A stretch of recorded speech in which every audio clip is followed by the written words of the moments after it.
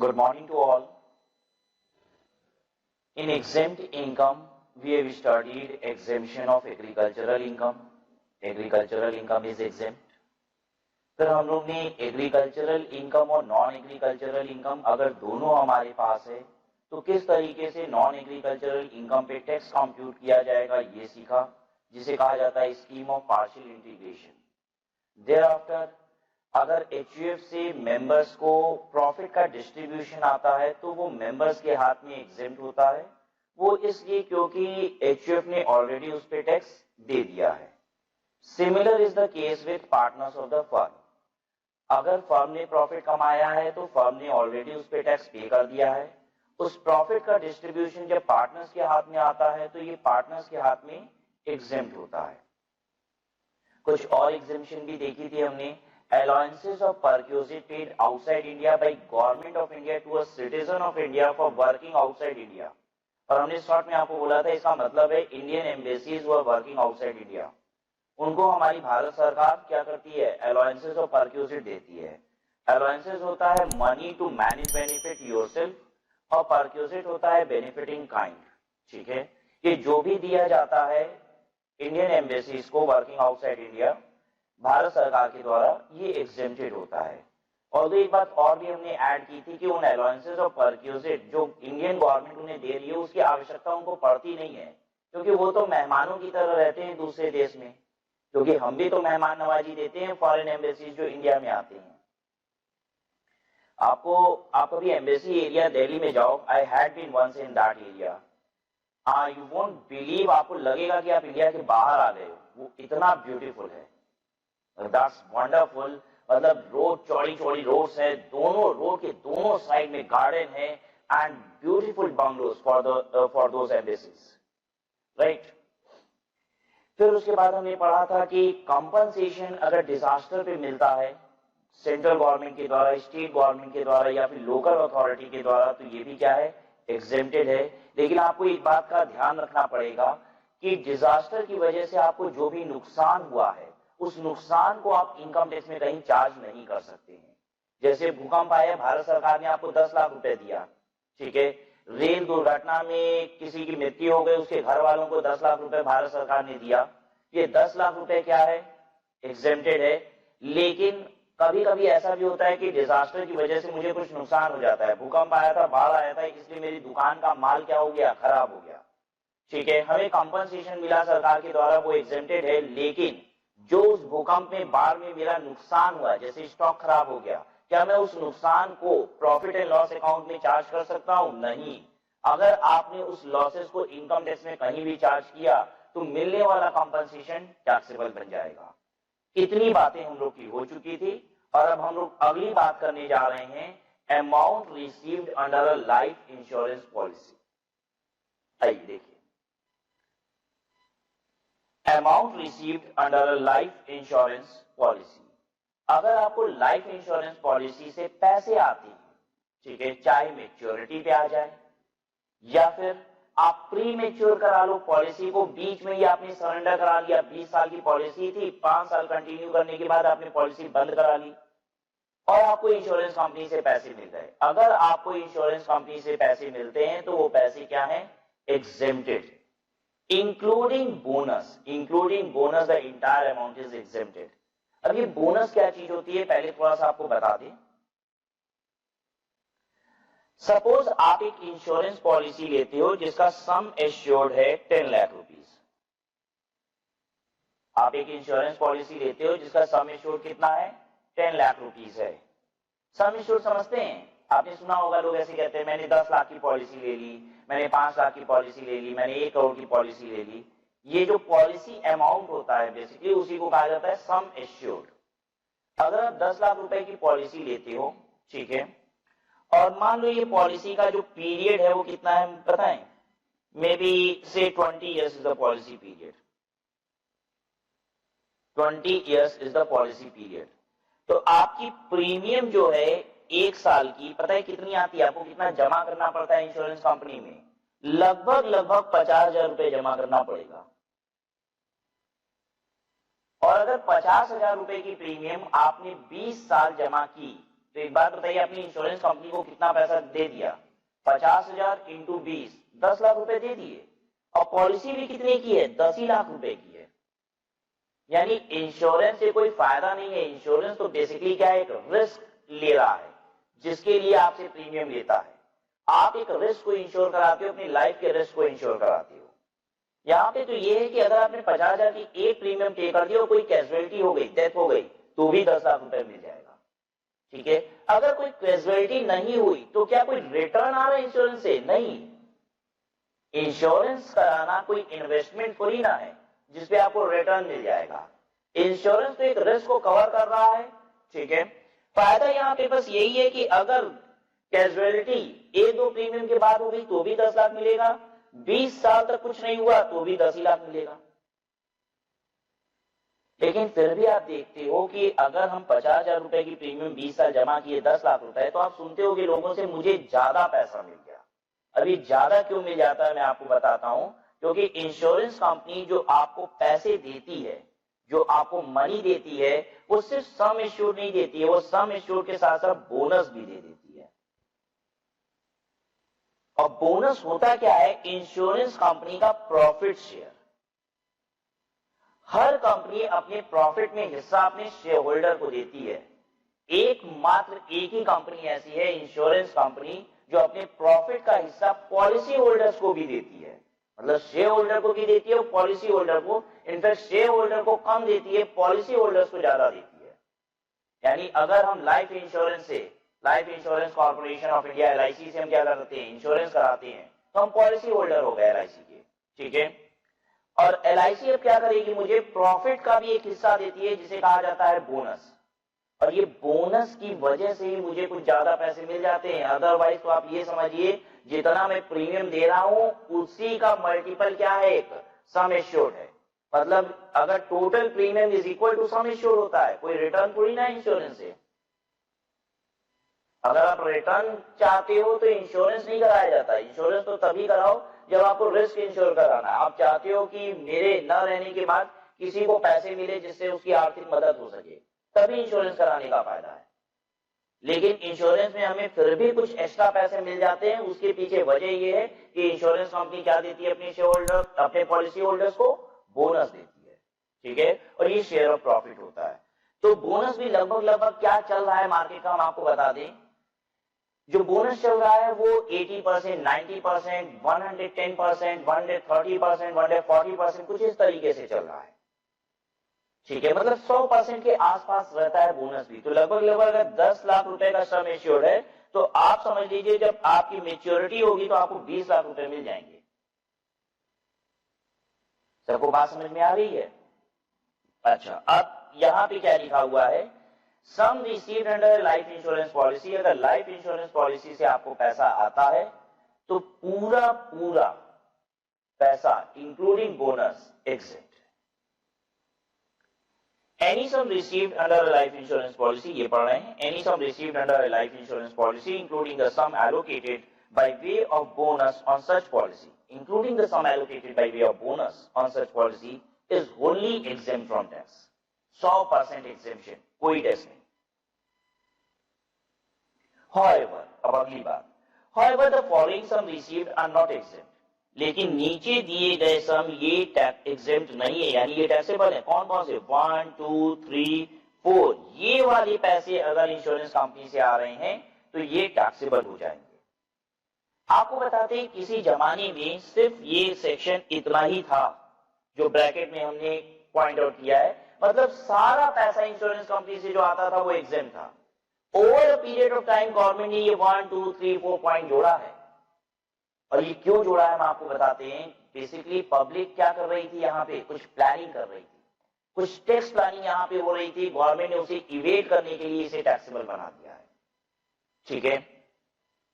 पहला गवर्नमेंट क्या कहती है, कौन सा इंश्योरेंस कंपनी से आने वाला पैसा टैक्सेबल हो जाएगा? Any sum received under a keyman insurance policy. Any sum received under a keyman insurance policy. अगर कीमैन इंश्योरेंस पॉलिसी से पैसा आता है तो वो टैक्सेबल है।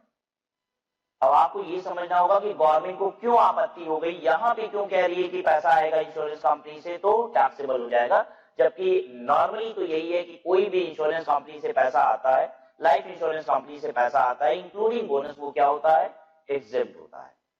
तो पहले हमें ये भी समझना होगा कि कीमैन इंश्योरेंस पॉलिसी होती क्या है। What is this keyman insurance policy? Insurance क्या होता है, आप ये बता पाएंगे? What is insurance? इंश्योरेंस क्या है? इंश्योरेंस एक एक्ट है जिसके तहत आप अपने रिस्क को इंडेमनीफाई कराते हो, रिस्क को कवर कराते हो। कोई है जो ये कहता है कि अगर ऐसी घटना हुई तो मैं आपको कंपनसेट करूंगा, इसी को कहा जाता है इंश्योरेंस। हम इंश्योरेंस सिर्फ लाइफ का ही कोई ना कराते, इंश्योरेंस तो बहुत सारी चीजों का होता है। हम बिल्डिंग का इंश्योरेंस कराते हैं, ठीक है, बिल्डिंग को नुकसान पहुंचेगा तो इंश्योरेंस कंपनी पैसा देगी, ठीक है। हम स्टॉक का इंश्योरेंस कराते हैं क्योंकि मुझे डर है कहीं मेरा स्टॉक जल गया तो, कहीं मेरा स्टॉक खराब हो गया तो हम स्टॉक इंश्योरेंस करा लेते हैं। तो कंपनी, इंश्योरेंस कंपनी क्या करती है, मेरे स्टॉक के खराब हो जाने पे, मेरे स्टॉक के लॉस हो जाने पे मुझे कंपनसेट करती है। हम कार का इंश्योरेंस कराते हैं, अपनी बाइक का इंश्योरेंस कराते हैं। क्यों कराते हैं? क्योंकि अगर उसमें कोई डैमेज या डिस्ट्रक्शन होगा तो इंश्योरेंस कंपनी मुझे कंपनसेट करेगी। मुझे रिस्क है कि कहीं मेरी व्हीकल डैमेज या डिस्ट्रक्ट ना हो जाए। यही तो होता है इंश्योरेंस। इंश्योरेंस क्या होता है, जो मुझे डर होता है किसी भी पर्टिकुलर आइटम के रिस्पेक्ट में, मैं उसे क्या करता हूं, कवर कराता हूं, ताकि मुझे कम से कम फाइनेंशियल हेल्प मिले और उस रिस्क को मैं क्या कर सकूं, उस रिस्क की वजह से जो मेरा दुख है वो कम हो सके। बात समझ में आ रही है? कीमैन इंश्योरेंस पॉलिसी क्या होता है? Keyman, what is keyman? Keyman उस बंदे को कहा जाता है, कंपनी के उस डायरेक्टर को कहा जाता है, कंपनी के उस टॉप मैनेजमेंट पर्सन को कहा जाता है जिसके कंधों पे कंपनी खड़ी है। कोई भी कंपनी होती है उसमें कई सारे डायरेक्टर्स हैं, इतने सारे इंप्लॉइज हैं, लेकिन आप हमेशा सुनते हो कि ये बंदा इसकी वजह से कंपनी खड़ी है, इसके कंधों पे कंपनी खड़ी है, अगर ये हटा तो कंपनी गिर जाएगी। भले वहां हजारों लोग काम कर रहे हैं लेकिन ये बंदा है जिसके कंधों पे ये कंपनी खड़ी है। ऐसा सुनते हैं कि नहीं? पता है, उसी पर्सन को कहा जाता है keyman. That person is called keyman. जब सोच के देखिए, हमने कहा कि उसके कंधों पे कंपनी खड़ी है, अगर वो सरक जाएगा उस कंपनी से तो कंपनी गिर जाएगी। बताइए, कंपनी को इस बात का डर है कि नहीं कि कहीं ये छोड़ के चला ना जाए ये बंदा, ये कीमैन कंपनी को छोड़ ना दे। वो कीमैन क्यों छोड़ देगा? दो कारण हो सकते हैं, वो काम ही नहीं करेगा उस कंपनी में, दूसरा हो सकता है वो दुनिया ही छोड़ दे। दुनिया ही छोड़ दिया तो फिर कंपनी तो छूट ही गई। दुनिया छोड़ देना समझ गए ना, ऊपर चला गया भगवान के पास, ठीक है। तो हमेशा कंपनी को डर होता है कहीं ये कीमैन छोड़ ना दे, कहीं ये कीमैन कंपनी छोड़ ना दे, ठीक है। इस रिस्क को इंश्योर कराया जा सकता है इंश्योरेंस कंपनी से। जो लाइफ इंश्योरेंस कंपनीज होती हैं ये कीमैन इंश्योरेंस पॉलिसी भी करती हैं। अगर कोई कंपनी का कीमैन है तो कंपनी में इंश्योरेंस करा सकती है कि ये कीमैन छोड़ के चला जाएगा तो आप कंपनसेट करोगे। तो इंश्योरेंस कंपनी कहती है ठीक है, हर साल आप मुझे 1 करोड़ रुपए दीजिए, अगर ये कीमैन छोड़ के गया तो मैं आपको 20 करोड़ रुपए दूंगा, समवॉट लाइक दैट, ठीक है। तो कुछ प्रीमियम डिसाइड होगी, आपको वो प्रीमियम पे करनी होगी और इंश्योरेंस कंपनी एक सम एश्योर्ड बताएगी कि अगर ये कीमैन छोड़ा तो मैं आपको इतने पैसे दूंगी। अब ऐसे समझ लीजिए कि मैं भी एक कंपनी में काम करता हूं और अपने आप को कीमैन समझता हूं, ठीक है, अपने आप को कीमैन समझता हूं। अभी बाकी लोग समझते हैं कि नहीं, ये एक मीटिंग में निर्धारित होगा, सभी डायरेक्टर्स बैठे हुए कंपनी के, और मैंने डायरेक्टर्स के सामने एक प्रपोजल रखा। मैंने कहा मैं भी एक डायरेक्टर हूं, आप सभी डायरेक्टर हैं, आप ये बात भली भांति जानते हैं कि मेरे कंधों पे कंपनी खड़ी है, अगर मैं गया तो कंपनी गई, क्यों ना मेरा आप लोग कीमैन इंश्योरेंस पॉलिसी करा दीजिए। इंश्योरेंस कंपनी से पैसे मिल जाएंगे अगर मैं कंपनी को छोड़ के गया, और मैं अगर ऊपर चला गया तो निश्चित है कंपनी को बहुत बड़ा झटका लगेगा और फाइनेंशियली कंपनी की कुछ मदद हो जाएगी उस समय। तो सुनिए डायरेक्टर्स ने क्या कहा मुझसे। उन्होंने मुझसे कहा कि आप अगर कंपनी छोड़ के जाओगे तभी जाके इस कंपनी का कुछ होगा, आपके रहने से ही कंपनी चौपट है, आप जल्दी से जाओ, सर को जरा। मैंने कहा अरे इतनी बड़ी बेइज्जती मेरी, ऐसा मत कहो।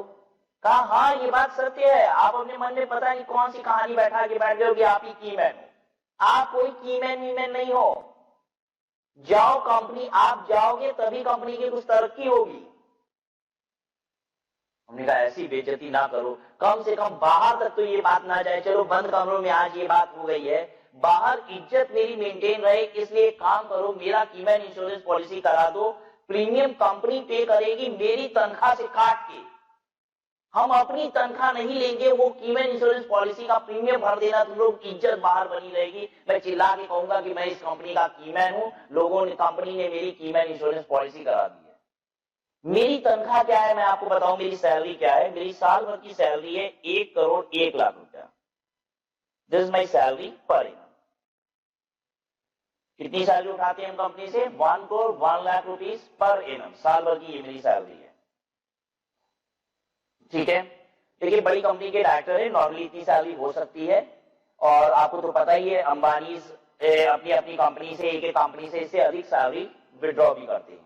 ठीक है, 27 करोड़ 30 करोड़ रुपए इस तरीके की उनकी पर एनम की सैलरी ड्रॉ होती है। अच्छा चलिए छोड़ते हैं इस बात को, आगे बढ़ते हैं कि मेरी सैलरी कितनी है, 1 करोड़ 1 लाख रुपए। मैंने कहा एक काम करो तुम लोग, मुझे अब इसमें से 1 लाख रुपए ही बस साल की सैलरी दिया करो।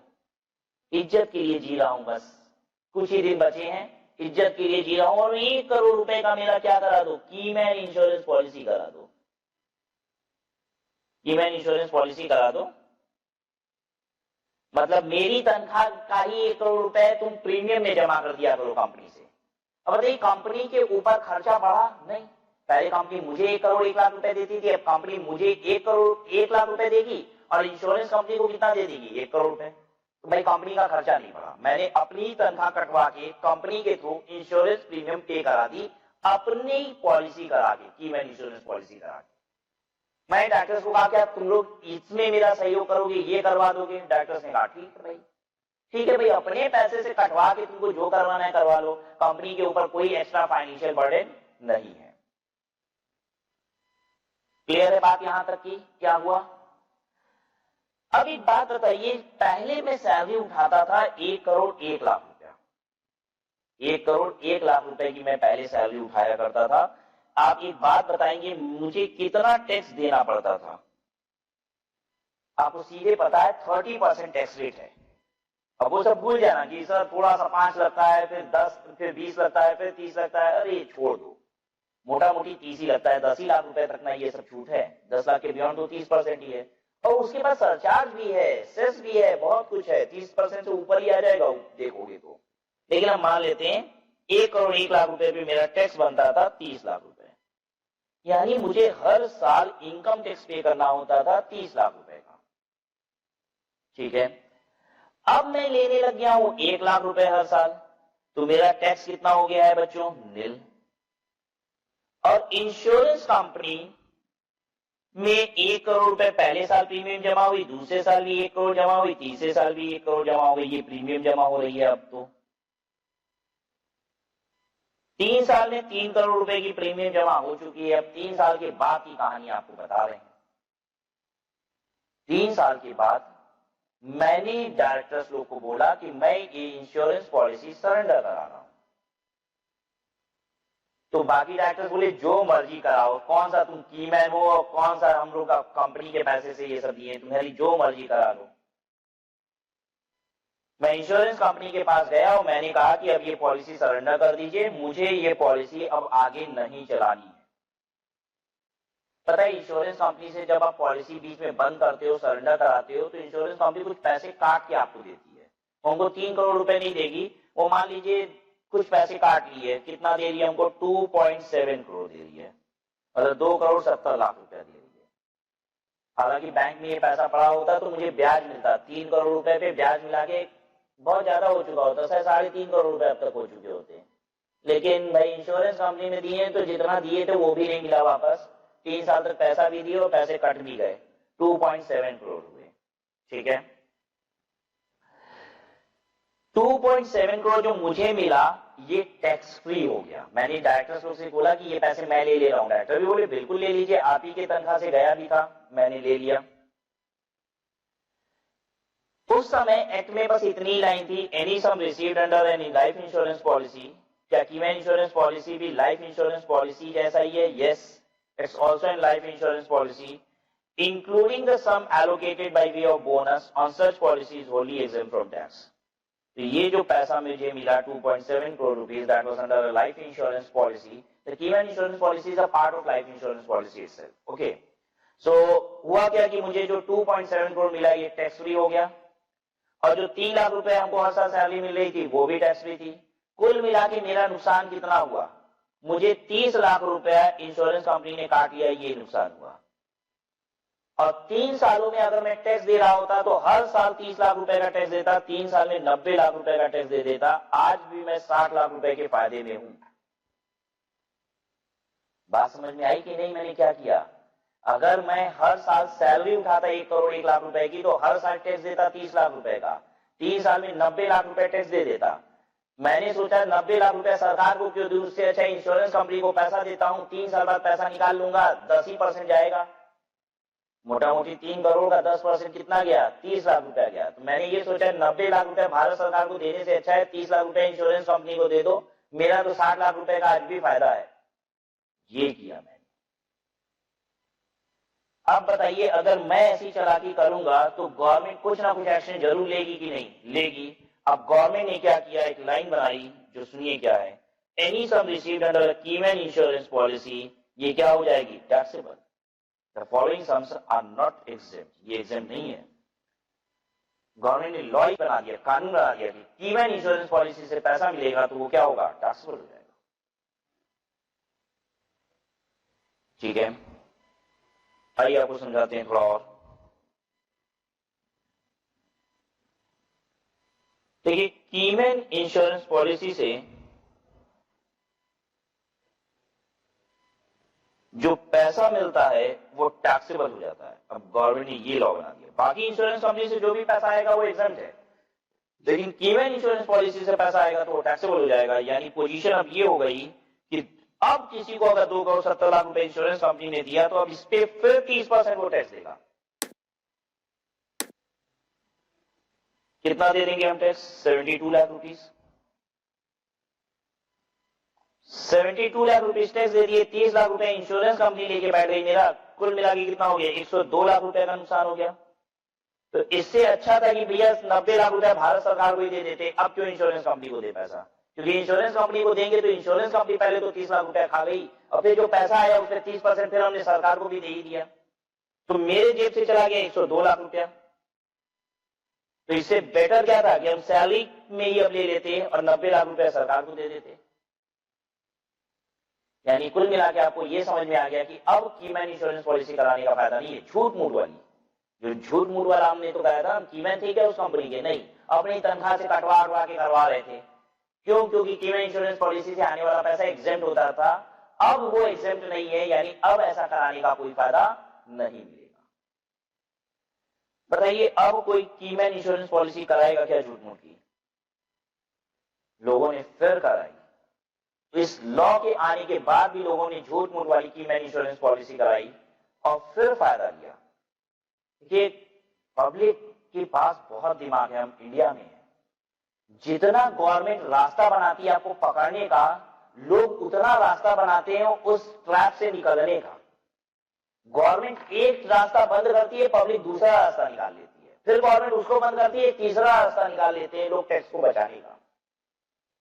आइए अब आपको बताते हैं, जब गवर्नमेंट ने कहा कि कीमैन इंश्योरेंस पॉलिसी से आने वाला पैसा क्या हो जाएगा, कीमैन इंश्योरेंस पॉलिसी से आने वाला पैसा टैक्सेबल हो जाएगा, तो लोगों ने क्या किया, फिर कराई कीमैन इंश्योरेंस पॉलिसी। सुनिए, फिर से मैंने बोला कि चलो 1 करोड़ रुपया प्रीमियम भरो, 1 करोड़ रुपया प्रीमियम भरो, 1 करोड़ रुपया 3 साल प्रीमियम भर दो। मैंने फिर वही चीज कहा।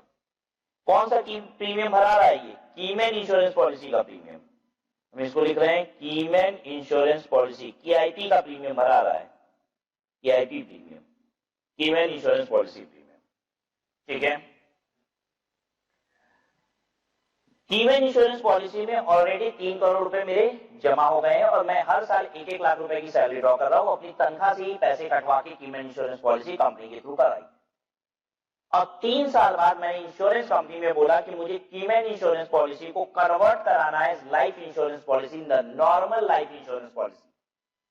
अब मुझे कीमैन इंश्योरेंस पॉलिसी कंटिन्यू नहीं करनी है, इसको बंद करिए, इसी को कन्वर्ट कर दीजिए। Basically you do not have to close this policy, you have to convert this policy as normal life insurance policy. और चौथे साल मैंने 1 करोड़ 1 लाख रुपया सैलरी ली, यानी अब चौथे साल हम टैक्स देंगे।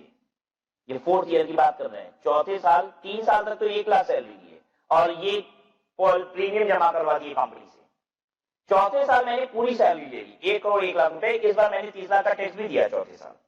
चौथे साल मैंने 30 लाख का टैक्स भी दिया।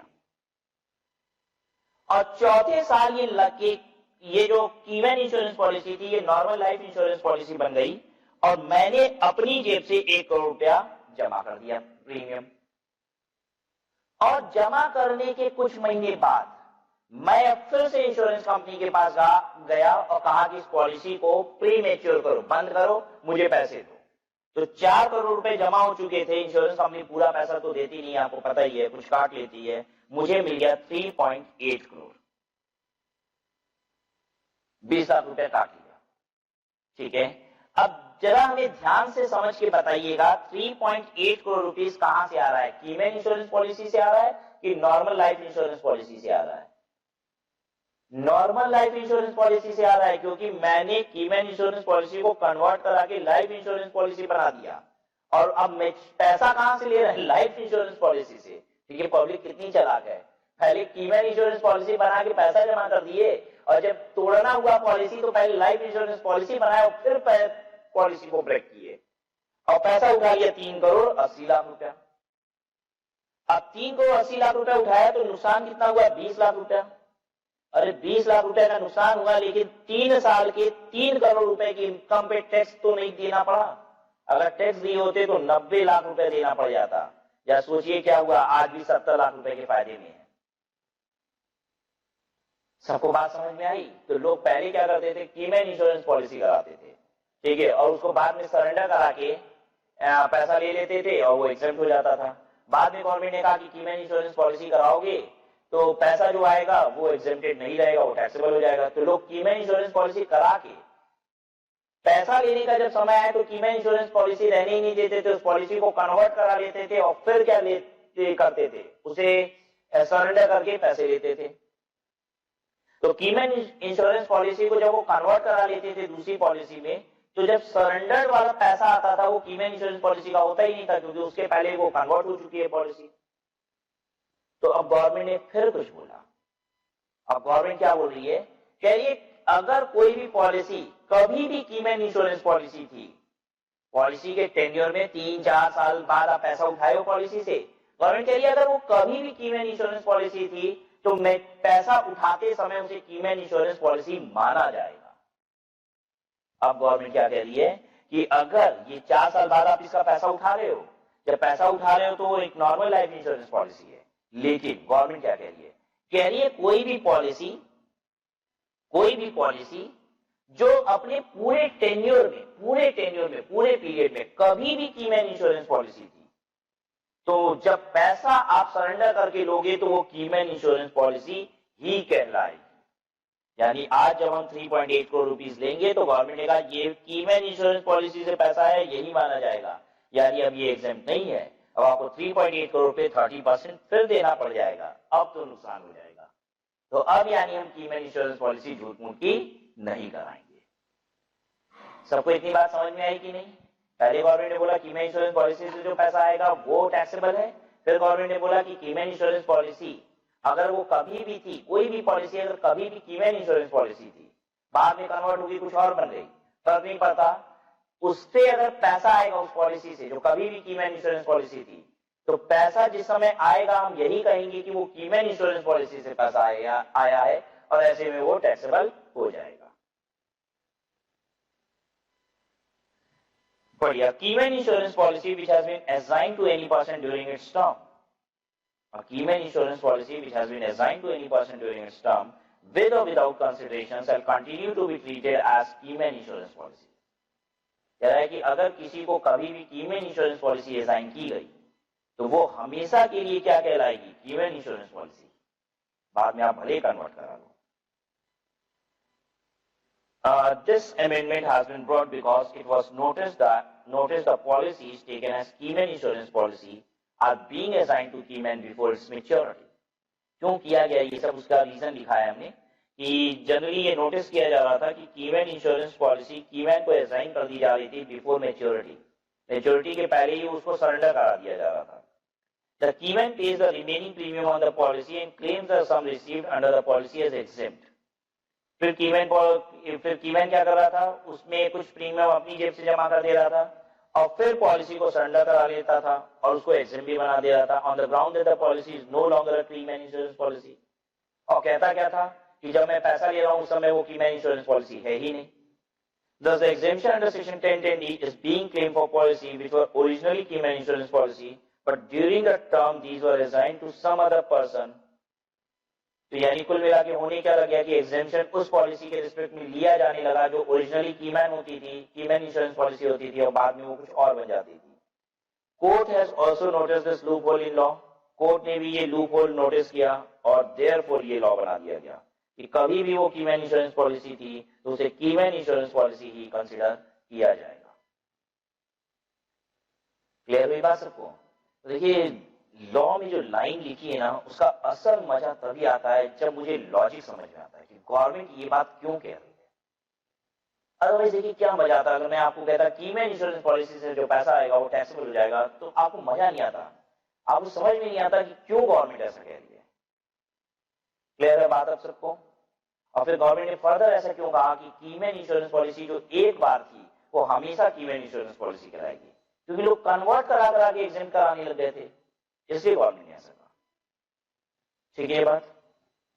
अच्छा, नेक्स्ट बात ये है कि इंश्योरेंस पॉलिसी से आने वाला पैसा गवर्नमेंट ने एग्जेम्प्ट किया ही क्यों है? कीमैन इंश्योरेंस पॉलिसी वाला ना टैक्सेबल है, बाकी तो एग्जेम्प्ट है। क्यों? क्योंकि गवर्नमेंट इंकरेज करती है इंश्योरेंस हमारे देश में। पता है हमारे देश में इंश्योरेंस कंपल्सरी नहीं है, कुछ कंट्रीज ऐसे हैं जहां पे इंश्योरेंस कंपल्सरी है। हमारे देश में कंपल्सन क्या चीज का है? गाड़ियों का इंश्योरेंस कंपल्सरी है, नहीं तो हर चौराहे पे ट्रैफिक पुलिस चेक करने के लिए है वहां पे, और नहीं तो चालान कट जाएगा। हम अपने देश में लाइफ इंश्योरेंस नहीं कराते, इंसान की कीमत कम है। हेल्थ इंश्योरेंस नहीं कराते लेकिन गाड़ी का इंश्योरेंस करा देते हैं, वो जरूरी है। बहुत सारे देश ऐसे हैं दुनिया में जहां पे लाइफ इंश्योरेंस मैंडेटरी आपको कराना पड़ेगा, हेल्थ इंश्योरेंस मैंडेटरी आपको कराना पड़ेगा। हमारे देश में कंपल्सरी नहीं है और लोग कराते भी नहीं है, लेकिन गवर्नमेंट चाहती है कि लोग कराएं। पता है हमारे इंडिया की पोजीशन क्या है? गवर्नमेंट कहती है कि लगभग इंडिया की वन फैमिली साइज जो होती है वो 5 लोगों की होती है। मतलब ये भारत सरकार का आंकड़ा है कि एक परिवार में लगभग 5 लोग होते हैं, मतलब माता पिता 3 बच्चे, मतलब ये average size of the family. ठीक है, हाँ किसी में 1 बच्चा भी है, किसी के पास तो 10 बच्चा भी, तो है भारत सरकार एवरेज आंकड़ा बता रही है कि एक फैमिली कितने की होती है? 5 लोगों की होती है, और उस 5 में से एक बंदा ही कमाने वाला होता है। ये हमारे हिंदुस्तान का आंकड़ा है कि 5 लोगों की ऑन एन एवरेज एक फैमिली होती है, और हर उस 5 लोग में से एक आदमी ही कमाता है, जिसपे बाकी 5 लोग खाते हैं। 5 लोग खा रहे हैं, कमाने वाला एक, 4 उस पर डिपेंडेंट है। अब गवर्नमेंट कहती है अगर उस इंसान को कुछ हो जाता है ना, तो ऐसे केस में बाकी सबकी लाइफ मिजरेबल हो जाती है, because they were not earning members, only one was earning member, and therefore बाकी सबकी लाइफ मिजरेबल हो जाती है। इसलिए लाइफ इंश्योरेंस बहुत इंपॉर्टेंट है। गवर्नमेंट आपको इंकरेज कर रही है, कराइए, इंश्योरेंस कंपनी से जो पैसा आएगा ना वो एग्जेम्प्ट है। आपको डिडक्शन चैप्टर में बताएंगे, इसका एक और फायदा भी है। अगर आप इंश्योरेंस कराते हो तो आपको चैप्टर 6 में डिडक्शन भी मिलता है। मतलब मान लीजिए हम 1 लाख रुपए की इंश्योरेंस प्रीमियम जमा करते हैं, तो ग्रॉस टोटल इनकम 1 लाख से कम करके टोटल इनकम 1 लाख रुपए कम हो जाता है। ग्रॉस टोटल इनकम से 1 लाख रुपए की डिडक्शन मिल जाती है, और फिर जिस दिन इंश्योरेंस कंपनी से बड़ा वाला पैसा आता है पूरा, वो भी टैक्स फ्री हो जाता है। ये गवर्नमेंट ने इंकरेजमेंट की है। ठीक है, अब इंश्योरेंस पॉलिसी का मतलब क्या है? क्या होना चाहिए इसका मतलब? 20 साल की पॉलिसी है, 25 साल की पॉलिसी है, 30 साल की पॉलिसी है, ये होना चाहिए, या 3 साल की इंश्योरेंस पॉलिसी करा लेते हैं, 3 साल के अंदर मरेंगे तो पैसा मिलेगा, नहीं तो नहीं। 2 साल की पॉलिसी करा लेते हैं, 1 साल की पॉलिसी करा लेते हैं, 4 साल की। ये सब नहीं होता इंश्योरेंस, ये सब इंश्योरेंस नहीं होता। इंश्योरेंस का मतलब होता है लंबे समय की पॉलिसी होनी चाहिए। अब हुआ क्या, जब गवर्नमेंट ने बोला ना कि इंश्योरेंस कंपनी से जो भी पैसा आएगा एग्जेम्प्ट हो जाएगा, तो मार्केट में कुछ इस तरीके की पॉलिसी निकलना शुरू हो गई। कैसी पॉलिसी मैं आपको दिखाता हूं।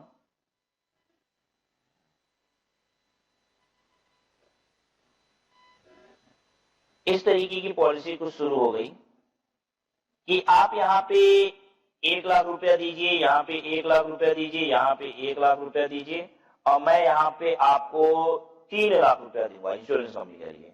चलिए आप यहाँ पे 1 लाख दो, 1 लाख दो, 1 लाख दो, मैं आपको 3 लाख रुपया दे दूंगा। एक बात बताइए, कोई फायदा है क्या? 1-1 लाख रुपया करके 3 लाख रुपया 3 साल में दे दिया और फिर 3 ही लाख रुपया मिल रहा है। कोई कराएगा क्या ऐसी पॉलिसी? बैंक में रखेंगे तो ब्याज मिलेगा, कोई कराएगा ऐसी पॉलिसी? कोई कराएगा ऐसी पॉलिसी? जल्दी बताइए, आप क्लास में जितने लोग बैठे हैं, कोई ऐसी पॉलिसी लेगा? मैं कह रहा हूँ 1-1 लाख रुपया 3 साल तक दो, 3 साल बाद 3 लाख रुपया देंगे। अरे तो कौन सा कल्याण कर दिए, 3 लाख रुपया दे दिए तो? 3 लाख रुपया तो मेरा ही लिए थे। कोई कराएगा ऐसी पॉलिसी? कोई नहीं करा रहा है आप में से। मैं कराऊंगा, मैं नहीं कराऊंगा, पूरा हिंदुस्तान कराया ऐसी पॉलिसी। छप्पर फाड़ के इंश्योरेंस कंपनी ने ऐसी पॉलिसी बेची है। आपको बताते हैं क्यों?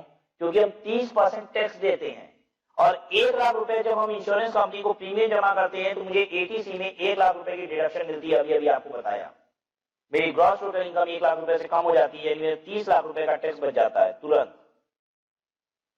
30 लाख रुपए का अगले साल फिर टैक्स बचा, तीसरे साल फिर 30 लाख रुपए का टैक्स बचा।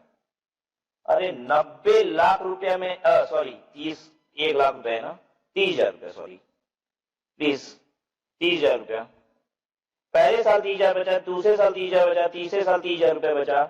मुझे 3 साल में कितना बच गया? 90,000 रुपए का टैक्स बच गया। मुझे इससे मतलब थोड़ी ना है, वो 3 लाख का 3 लाख रुपए भी दे दिया तो भी 90,000 रुपए का मैंने टैक्स बचा लिया 3 साल में। कहां पैसा जमा करके आप 3 साल में 3 लाख रुपए पे 90,000 रुपए बना पाएंगे? नहीं बना पाएंगे।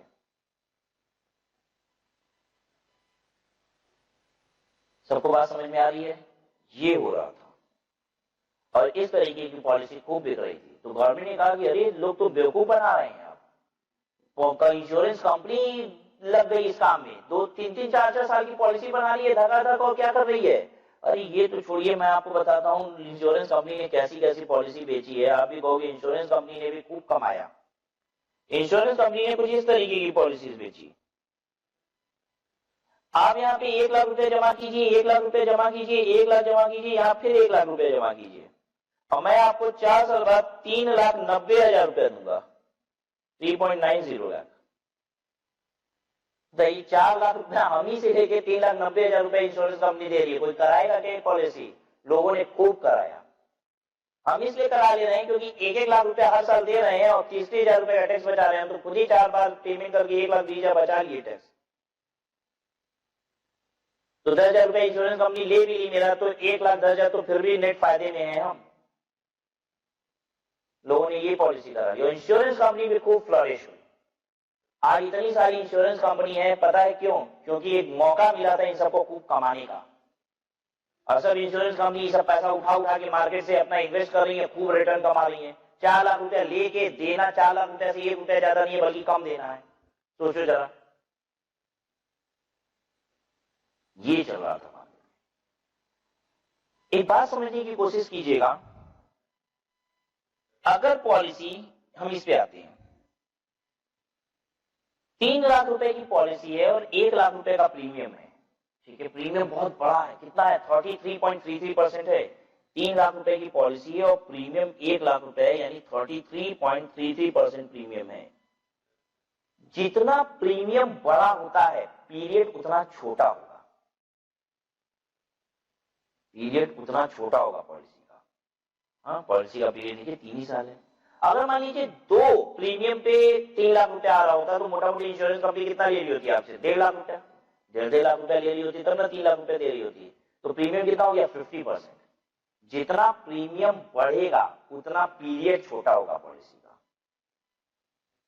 प्रीमियम छोटा होगा तो पीरियड बड़ा होगा। भाई सीधी सी बात है, अगर 1 लाख रुपए की पॉलिसी है और 10,000 का मात्र प्रीमियम दिया जा रहा है, आपके हिसाब से पीरियड कितना होगा? 10 साल होगा।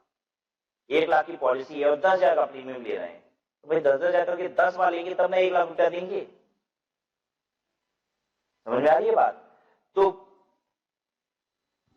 जितना प्रीमियम लोअर होगा उतना पीरियड हायर होगा। ये बात हमको समझ में आ गई। और गवर्नमेंट कैसी पॉलिसी चाहती है? जिसका पीरियड ज्यादा हो। तो अब गवर्नमेंट कह रही है कि हम प्रीमियम चेक करेंगे कौन सी पॉलिसी का कितना प्रीमियम है और उसी के बेसिस पे बताएंगे कि जो अमाउंट मैच्योरिटी पे मिलेगा वो एग्जेम्प्ट है कि नहीं। ठीक है, अगर एक सर्टेन अमाउंट से ज्यादा प्रीमियम है, एक सर्टेन अमाउंट से ज्यादा प्रीमियम है, तो यानी पीरियड छोटा है, हम ऐसे पॉलिसी का पैसा जब मैच्योरिटी पे आएगा, ठीक है, ऐसे पॉलिसी का पैसा जब आएगा तो हम उसे एग्जेम्प्ट नहीं करेंगे। मतलब बहुत ज्यादा गवर्नमेंट चाहती है प्रीमियम ना हो, प्रीमियम कम हो, बहुत ज्यादा प्रीमियम गवर्नमेंट चाहती है कि ना हो। इसलिए पॉइंट नंबर 2 सुनिए। Any sum received under insurance policy issued on और आफ्टर 1/4/2003। जैसे कि ये सब चीजें ना 2003 के आसपास बहुत ज्यादा हो रही थी। 2001-2 में ये सब खूब हुआ, मतलब नियरली 2000, 2001, 2002 में ये सब खूब हुआ। तब गवर्नमेंट की आंखें खुली और ये 2003 से गवर्नमेंट ने ये कानून बनाया।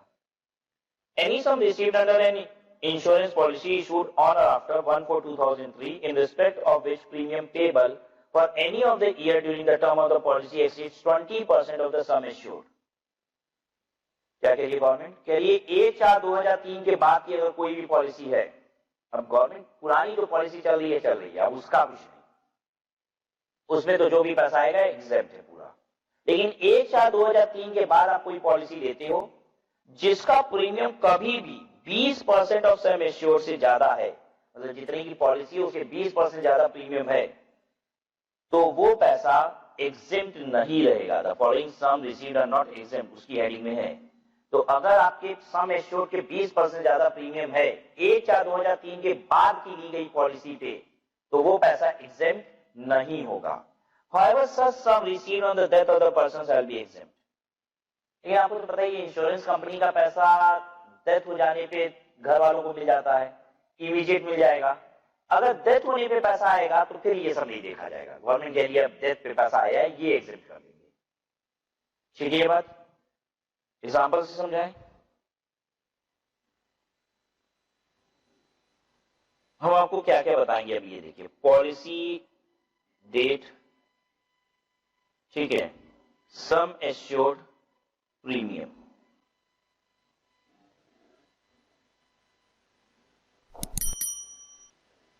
पॉलिसी की डेट है 15/6/2001। सम एश्योर्ड है 10 लाख और मैं इसकी प्रीमियम पे करता हूं 2.5 लाख।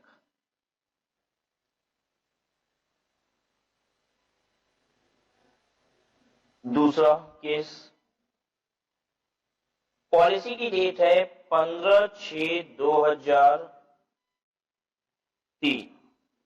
सम एश्योर्ड है 10 लाख रुपया और प्रीमियम है इसका 2.5 लाख रुपया। बेसिकली हम लोग चर्चा क्या कर रहे हैं आपको बताएं, amount receive from insurance company. ये जो सम एश्योर्ड होता है ना, ये इंश्योरेंस कंपनी एक दिन देती है, जिस दिन पॉलिसी पूरी हो जाती है या डेथ हो जाती है तो दे देती है। ठीक है, ये जब 10 लाख रुपया मेच्योरिटी पे आएगा तो वो एग्जेम्प्ट है या टैक्सेबल? तो ध्यान दीजिए, 1/4/2003 के बाद की पॉलिसी है और 20% से ज्यादा आप प्रीमियम दे रहे हो। 10 लाख रुपए का 20% होता है 2 लाख रुपए, हम 2 लाख से ज्यादा प्रीमियम दे रहे हैं। गवर्नमेंट के लिए बहुत ज्यादा प्रीमियम है, ठीक है, इतना ज्यादा प्रीमियम है, पीरियड बहुत छोटा होगा। जितना ज्यादा प्रीमियम उतना पीरियड छोटा। ठीक है, गवर्नमेंट कह रही है कि 20% ज्यादा अगर प्रीमियम है तो ये 10 लाख रुपए जब मेच्योरिटी पे आएगा, ऑन मेच्योरिटी, ये 10 लाख रुपए अगर आएगा तो ऑन मेच्योरिटी ये टैक्सेबल है। लेकिन ऐसा मान लीजिए कि 10 लाख रुपए मेच्योरिटी पे नहीं आया, बीच में ही डेथ हो गई, पॉलिसी के पीरियड खत्म होने से पहले ही डेथ हो गई, ऑन डेथ पैसा मिल गया, अब टैक्सेबल है नहीं, डेथ पे तो एग्जेम्प्ट ही रहेगा चाहे कुछ भी हो। बस ऐसे याद रखिए, इंश्योरेंस कंपनी का पैसा अगर मृत्यु होने पे आता है तो वो एग्जेम्प्ट है, चाहे कुछ भी सिचुएशन हो, कोई भी सिचुएशन, हर सिचुएशन में एग्जेम्प्ट। कोई तकलीफ किसी को? और अगर मेच्योरिटी पे आएगा तो टैक्सेबल हो जाएगा। अच्छा, अब ये पॉलिसी देखो 15/6/2001 को ली गई है, यानी 1/4/2003 के पहले। 1/4/2003 के पहले ऐसा कोई कानून नहीं था कि सम एश्योर्ड का प्रीमियम कितना होना चाहिए, तभी तो लोग खूब कमाए इंश्योरेंस कंपनी। ये सर 1/4/2003 के पहले की कहानी आपको बता रहे थे, सब 3-3, 4-4 साल की पॉलिसी बना रहे थे, तो उसके पहले के लिए कोई कानून नहीं था। पहले यही कानून था कि भाई जो भी पैसा आएगा वो एग्जेम्प्ट है। तो ये क्या होगा, मेच्योरिटी पे आया तो भी एग्जेम्प्ट,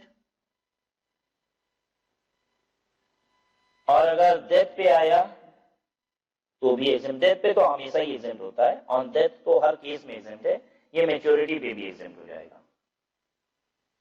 ठीक है, मतलब बस याद क्या रखना है, 1/4/2003 के बाद की पॉलिसी का जो प्रीमियम है वो सम एश्योर्ड के 20% से ज्यादा नहीं होना चाहिए। ठीक है,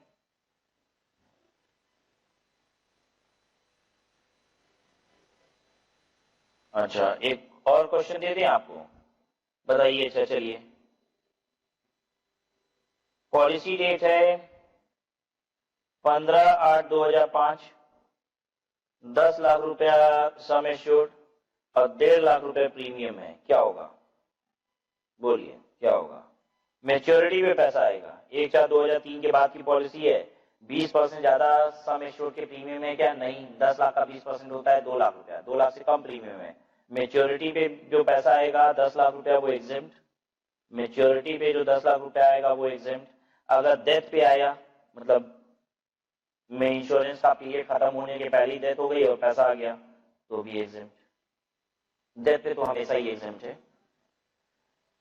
कोई दिक्कत यहां तक क्लियर है?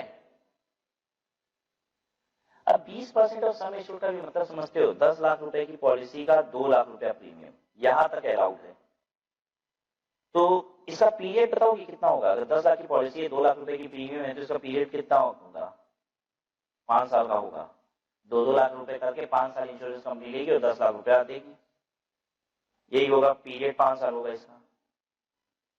अब हर कोई क्या करने लग गया, 5-5 साल की एकदम डॉट पॉलिसी बनाने लग गया। पहले तो 3 साल 4 साल बन रही थी, 1/4/2003 के बाद 55 साल की पॉलिसी बनने लग गई। अब गवर्नमेंट की फिर लोग बेवकूफ बना रही, एकदम 5 साल की डॉट पॉलिसी बना रहे थे, कहते 1-1 लाख रुपए 5 साल जमा करो, 5वें साल 5 लाख रुपया ले लो। 1-1 लाख रुपया 5 साल जमा करो, 5वें साल 5 लाख रुपया ले लो, तो 20% ऑफ सम एश्योर्ड है, 5 लाख का 20%, और ये पॉलिसी से जो पैसा आ रहा था वो भी एग्जेम्प्ट हो जा रहा था।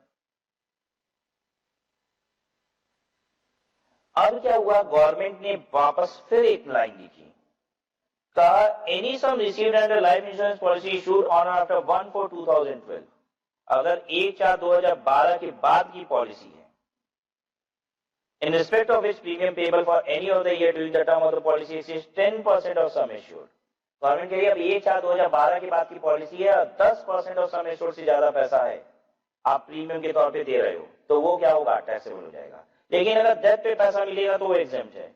However, some received on the death of the person shall be exempt। ये डेट रटना है, 1/4/2003 के बाद की पॉलिसी पे 20% का रिस्ट्रिक्शन आया और 1/4/2012 के बाद की पॉलिसी पे 10% का रिस्ट्रिक्शन आ गया। अब यानी अगर 10 लाख की पॉलिसी है तो ज्यादा ज्यादा 1 लाख का प्रीमियम हो, 1 लाख से ज्यादा प्रीमियम हुआ तो मेच्योरिटी पे पैसा जो आएगा टैक्सेबल। बात समझ में आई सबको? अब आप समझिए कि 10 लाख की पॉलिसी का अगर 1 लाख प्रीमियम है तो मोटा मोटी पीरियड कितना होगा, 10 साल। इससे ज्यादा प्रीमियम हुआ 1 लाख से तो यानी निश्चित है पीरियड कम है।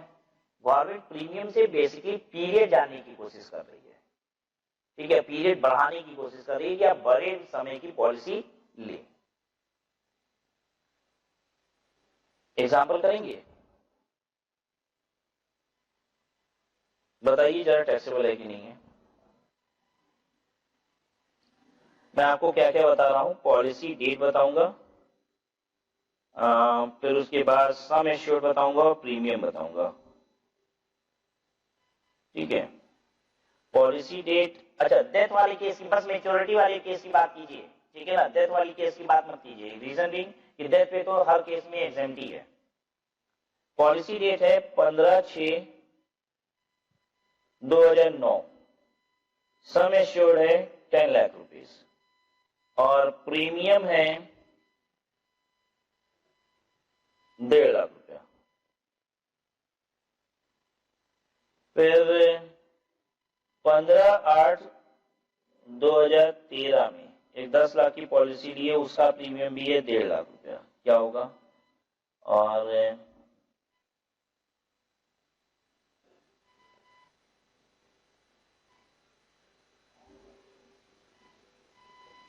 20/10/2016 कोई पॉलिसी ली हो 10 लाख रुपए की, इसका प्रीमियम है 80,000 रुपया। इसका क्या होगा?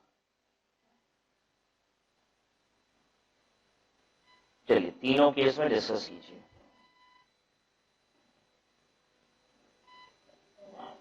Amount received on amount receive from policy, इस पॉलिसी से जो पैसा आएगा उसका क्या होगा? आप बताइए। अगर इस पॉलिसी का पैसा आया तो क्या होगा?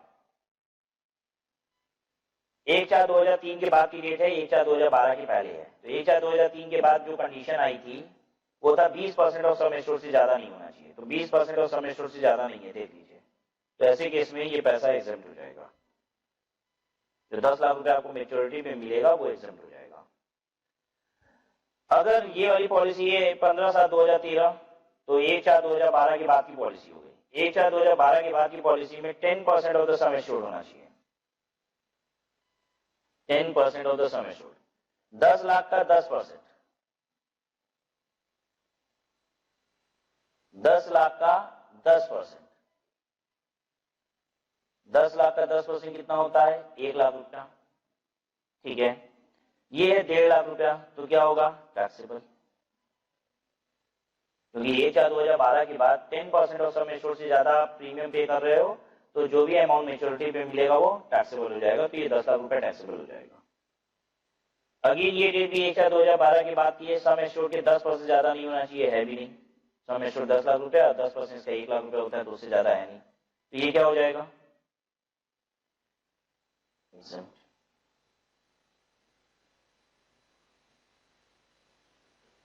ठीक है,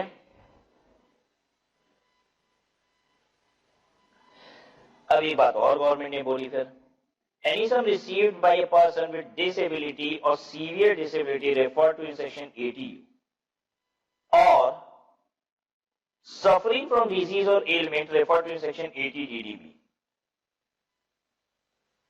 80U वाले लोगों के लिए और 80 DDB वाले लोगों के लिए गवर्नमेंट कुछ बोल रही है। क्या बोल रही है? Under an insurance policy issued on after 1/4/2013, 1/4/2013 के बाद अगर कोई पॉलिसी लिया है, किसने? 80 DDB वाले ने या 80U वाले ने? अभी बता रहे हैं क्या होता है 80U और क्या होता है 80 DDB। अगर 1/4/2013 के बाद इंश्योरेंस पॉलिसी ली है, किसने? 80U वाले ने या फिर 80 DDB वाले ने। ठीक है, in respect of which the premium payable for any year during the term of the policy exceeds 15%, government कह रही है 80U और 80 DDB वाले लोग तुम्हारे लिए 15% तक हम क्या कर देते हैं, तुम्हारे लिए 15% तक अलाउ कर देते हैं। अगर तुम पॉलिसी का सम एश्योर्ड का 15% भी प्रीमियम जमा कर रहे हो तो भी तुम्हारे लिए तो क्या है? एग्जेम्प्ट है। बाकी लोगों के लिए 1/4/2012 के बाद ही गवर्नमेंट ने क्या बोल दिया था? 10% तक ही होना चाहिए, 10% ज्यादा हुआ टैक्सेबल। यहाँ पे 15% तक गवर्नमेंट अलाउ कर रही है, प्रीमियम थोड़ा ज्यादा भी अलाउ कर दी है। 15% तक का भी प्रीमियम है तो भी एग्जेम्प्ट, लेकिन ये किसके लिए? 80U और 80 DDB वालों के लिए। 80U कौन है? Person with disability, person with disability. Disability क्या होता है? मेरा एक हाथी नहीं है तो आई एम डिसेबल, मेरा एक पैर नहीं है, डिसेबल, हम अंधे हैं, डिसेबल। ठीक है, इसे डिसेबिलिटी कही जाती है। 80 DDB में डिजीज की बात कही गई है।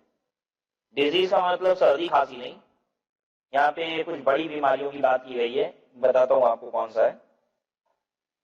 यहाँ पे बात की गई है डिजीजेज लाइक कैंसर, ठीक है, कुछ और डिजीज की, मेंटल डिसऑर्डर, ठीक है, मेंटल रिटार्डेशन, ये सब बात की गई है, दिमाग से रिलेटेड बीमारियां हैं, ठीक है, और कैंसर वगैरह ये सब कुछ यहाँ पे डाला गया है। अभी ऊपर ऊपर से समझते हैं, ये सब हम लोग को देखना है अभी आगे चल के। तो जो लोगों को बड़ी बीमारियां हैं या फिर जो लोग डिसेबल हैं, गवर्नमेंट ने उनके लिए कहा कि अगर 1/4/2013 के बाद आप लोग पॉलिसी लोगे तो हम 15% तक प्रीमियम अगर है तो भी जो पैसा मेच्योरिटी पे आएगा वो आपके लिए एग्जेम्प्ट कर देंगे। ये नॉर्मल लोगों के लिए नहीं है, नॉर्मल लोगों के लिए 10% ही रहेगा, ठीक है। यानी एक साल के पीरियड में 1/4/2012 से लेके 31 मार्च 2013 तक, ये बात तो 1/4/2013 को ना कही गई, ध्यान दो। तो 1/4/2012 से लेके 31 मार्च 2013 के बीच तो डिसेबल वाले हों चाहे डिसेबिलिटी वाले हों, उनके लिए भी क्या था, 10% ही था कानून। 1/4/2013 से गवर्नमेंट ने 15% तक अलाउ किया इन दोनों लोगों के लिए, ठीक है। अब हम क्या करते हैं, आपको एक एग्जाम्पल बनाते हैं जिसमें आपको पर्सन कैसा है ये भी बताएंगे, ठीक है।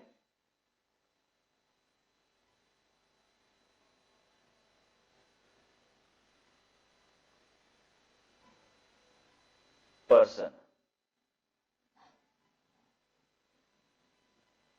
Normal, disable, normal.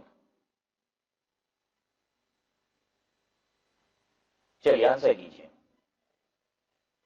पैसा टैक्सेबल होगा कि एग्जेम्प्ट होगा। 1/4/2009 को पॉलिसी है, तो 1/4/2009, ये 1/4/2012 के पहले की बात होगी, तो 20% तक अलाउ चल रहा था उस समय। 10 लाख का 1.5 लाख रुपए दे रहे हैं, 20% के नीचे नीचे एग्जेम्प्ट हो जाएगा। डिसेबल की बात हो रही है और वो भी 1/4/2013 की बात की पॉलिसी है। 1/4/2013 की बात की पॉलिसी पे 15% तक अलाउ कर दिया गया था, तो 10 लाख का 1.5 लाख रुपया 15% ही हो रहा है, ये भी एग्जेम्प्ट हो जाएगा, ठीक है। अगर मान लीजिए इसी क्वेश्चन में हम डिसेबल बंदे की जगह नॉर्मल बंदा बोले तो ये तो डिसेबल के लिए कहानी हो गई। नॉर्मल के लिए क्या होगा इसी केस में, नॉर्मल के लिए 1/4/2012 के बाद से ही एक ही लॉ चल रहा है, वो ये है कि 10% तक ही होना चाहिए, और ये 15% हो जा रहा है, सम एश्योर्ड का 15% हो जा रहा है, तो ये टैक्सेबल हो जाएगा,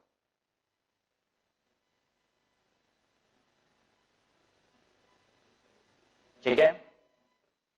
आइए अब इस पे आइए, आखिरी वाले पे 20/10/16, यानी कि 1/4/2012 के बाद वाला नॉर्मल बंदा है ना, 1/4/2012 के बाद 10% चल रहा है, तो ये तो 10% से कम है। 10 लाख का 10% होता है 1 लाख रुपया, 1 लाख रुपए से कम प्रीमियम पर जमा कर रहे हैं, ये एग्जेम्प्ट हो जाएगा। एक क्वेश्चन और देंगे आपको, पॉलिसी ली गई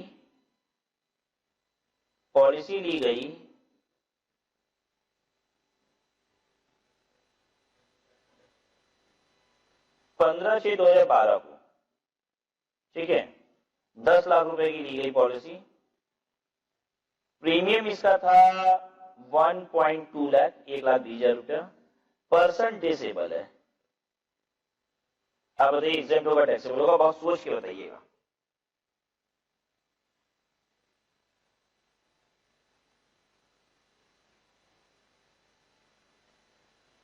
बताइए,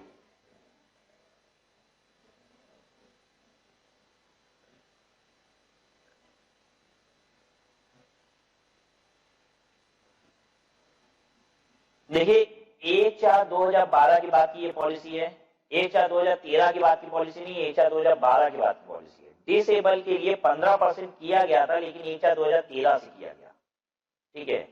ये 1/4/2013 के पहले की पॉलिसी हो गई, भले डिसेबल की हो, उस समय डिसेबल के लिए अलग से कोई सिस्टम नहीं था, और गवर्नमेंट ने एक ही बात कही थी, 10% ऑफ द सम एश्योर्ड तक होना चाहिए, तो ये 10% ऑफ सम एश्योर्ड से ज्यादा है।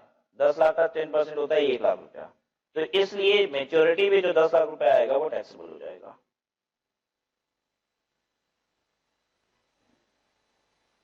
क्लियर? सबको कोई तकलीफ तो नहीं ना हुई यहां तक? परफेक्ट, एकदम फुल परफेक्शन। ठीक है, तो हम लोग ने इस सेक्शन को समझ लिया। अब अगला सेक्शन देखने जा रहे हैं। Payment from Sukanya Samriddhi account scheme. Sukanya Samriddhi account scheme, ये स्कीम नरेंद्र मोदी जी लाए हैं, ठीक है। और ये स्कीम आपको पोस्ट ऑफिस में भी मिल जाएगी और नेशनलाइज्ड बैंक में मिल जाएगी, ठीक है। एसबीआई में, पीएनबी में, इन सब में भी ये अकाउंट खोला जा सकता है और पोस्ट ऑफिस में खोल सकते हैं। सुकन्या समृद्धि अकाउंट स्कीम क्या है? बेसिकली ये उनके लिए जिनके पास गर्ल चाइल्ड है। अगर आपकी बेटियां है और 10 साल तक की है तो इस खाते को खोला जा सकता है बैंक में और पोस्ट ऑफिस में, ठीक है। और फिर उसमें कुछ है कि इसमें रेट ऑफ इंटरेस्ट ज्यादा मिलता है, जो इंटरेस्ट मिलता है वो एग्जेम्प्ट होता है, जो मेच्योरिटी में पैसा आता है वो भी एग्जेम्प्ट होता है। गवर्नमेंट ने बहुत अट्रैक्टिव स्कीम बनाई है उन लोगों के लिए जिनके पास बेटी है, ठीक है। और 10 साल तक की अगर अभी बेटियां है तो आप इस स्कीम को करा सकते हैं। उसमें यह है कि जब बेटी 18 साल की होगी या 21 साल कुछ ऐसा ही है, तो उसके बाद वो पैसे मिलेंगे उससे, ठीक है, उस पॉलिसी में।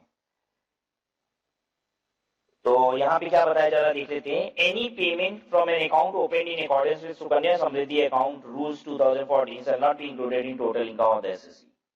कोई भी पैसा अगर आपको इस स्कीम के तहत आएगा, ठीक है भाई, आज पैसा जमा करेंगे कभी ना कभी आएगा भी, तो जब पैसा आएगा तो वो क्या होगा? एक्सेप्टेड होगा, उस पर कोई टैक्स नहीं लगेगा, ठीक है।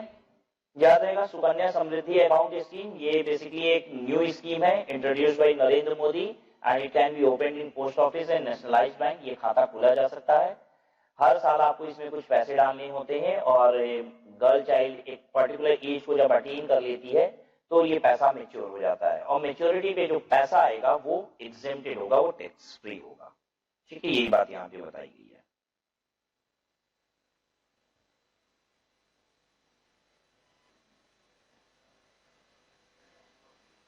आगे देखिए उसके exemption in case of income by way of interest.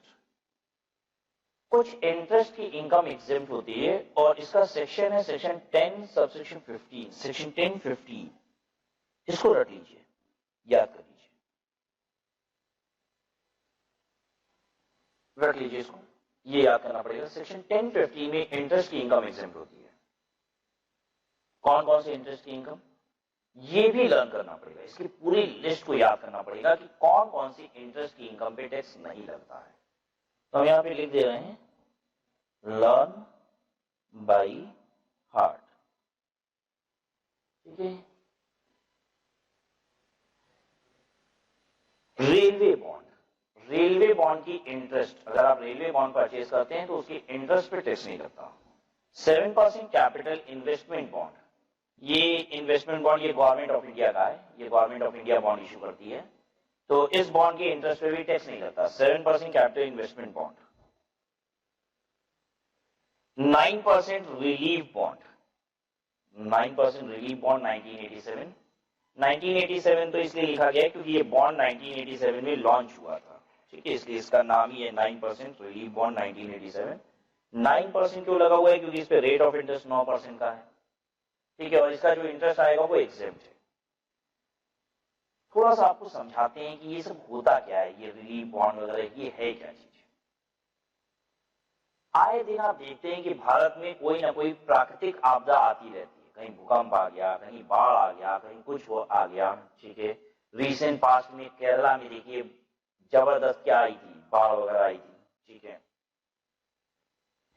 तो गवर्नमेंट राहत राशि अनाउंस कर देती है। गवर्नमेंट कहती है कि मुझे राहत के लिए मैं पब्लिक को ये पैसा देंगे।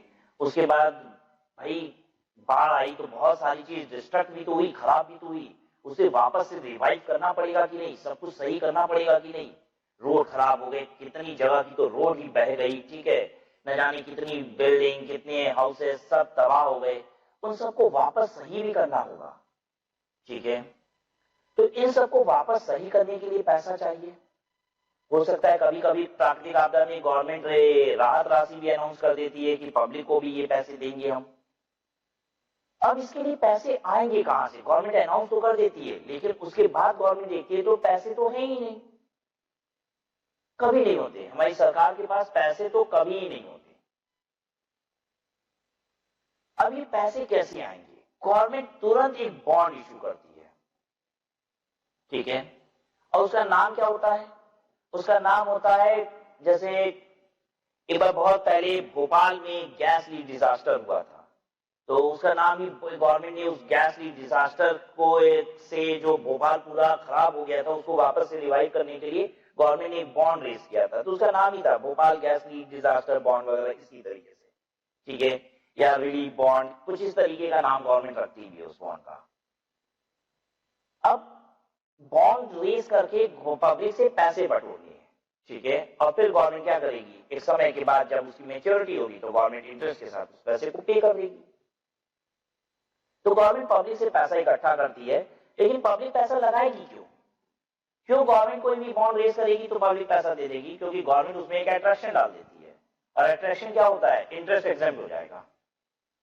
अब हम सोचते हैं मेरा पैसा बैंक में पड़ा हुआ है 1 करोड़ रुपए, साल का कितना ब्याज आता है? 10 लाख रुपया, और 10 लाख रुपए में मैं टैक्स कितना देता हूँ? 3 लाख रुपया। गवर्नमेंट कह रही है मेरा वाला बॉन्ड खरीदो, राहत बॉन्ड, हम केरला को रिवाइव करने के लिए बॉन्ड लाए हैं, इसको खरीदो, इस पे इंटरेस्ट एग्जेम्प्ट हो जाएगा। हम तुरंत वो बॉन्ड खरीद लेते हैं। वो बॉन्ड खरीद लेंगे तो क्या होगा? अब जो इंटरेस्ट पे टैक्स दे रहे थे अब नहीं देना पड़ेगा। बात समझिए आ रही है? अगर बैंक के ब्याज से 1% गवर्नमेंट कम भी इंटरेस्ट देगी ना तो भी हम खरीद लेंगे, क्योंकि हम तो टैक्सेस भी पे कर रहे हैं, अब उस पर टैक्सेस पे नहीं करना पड़ेगा।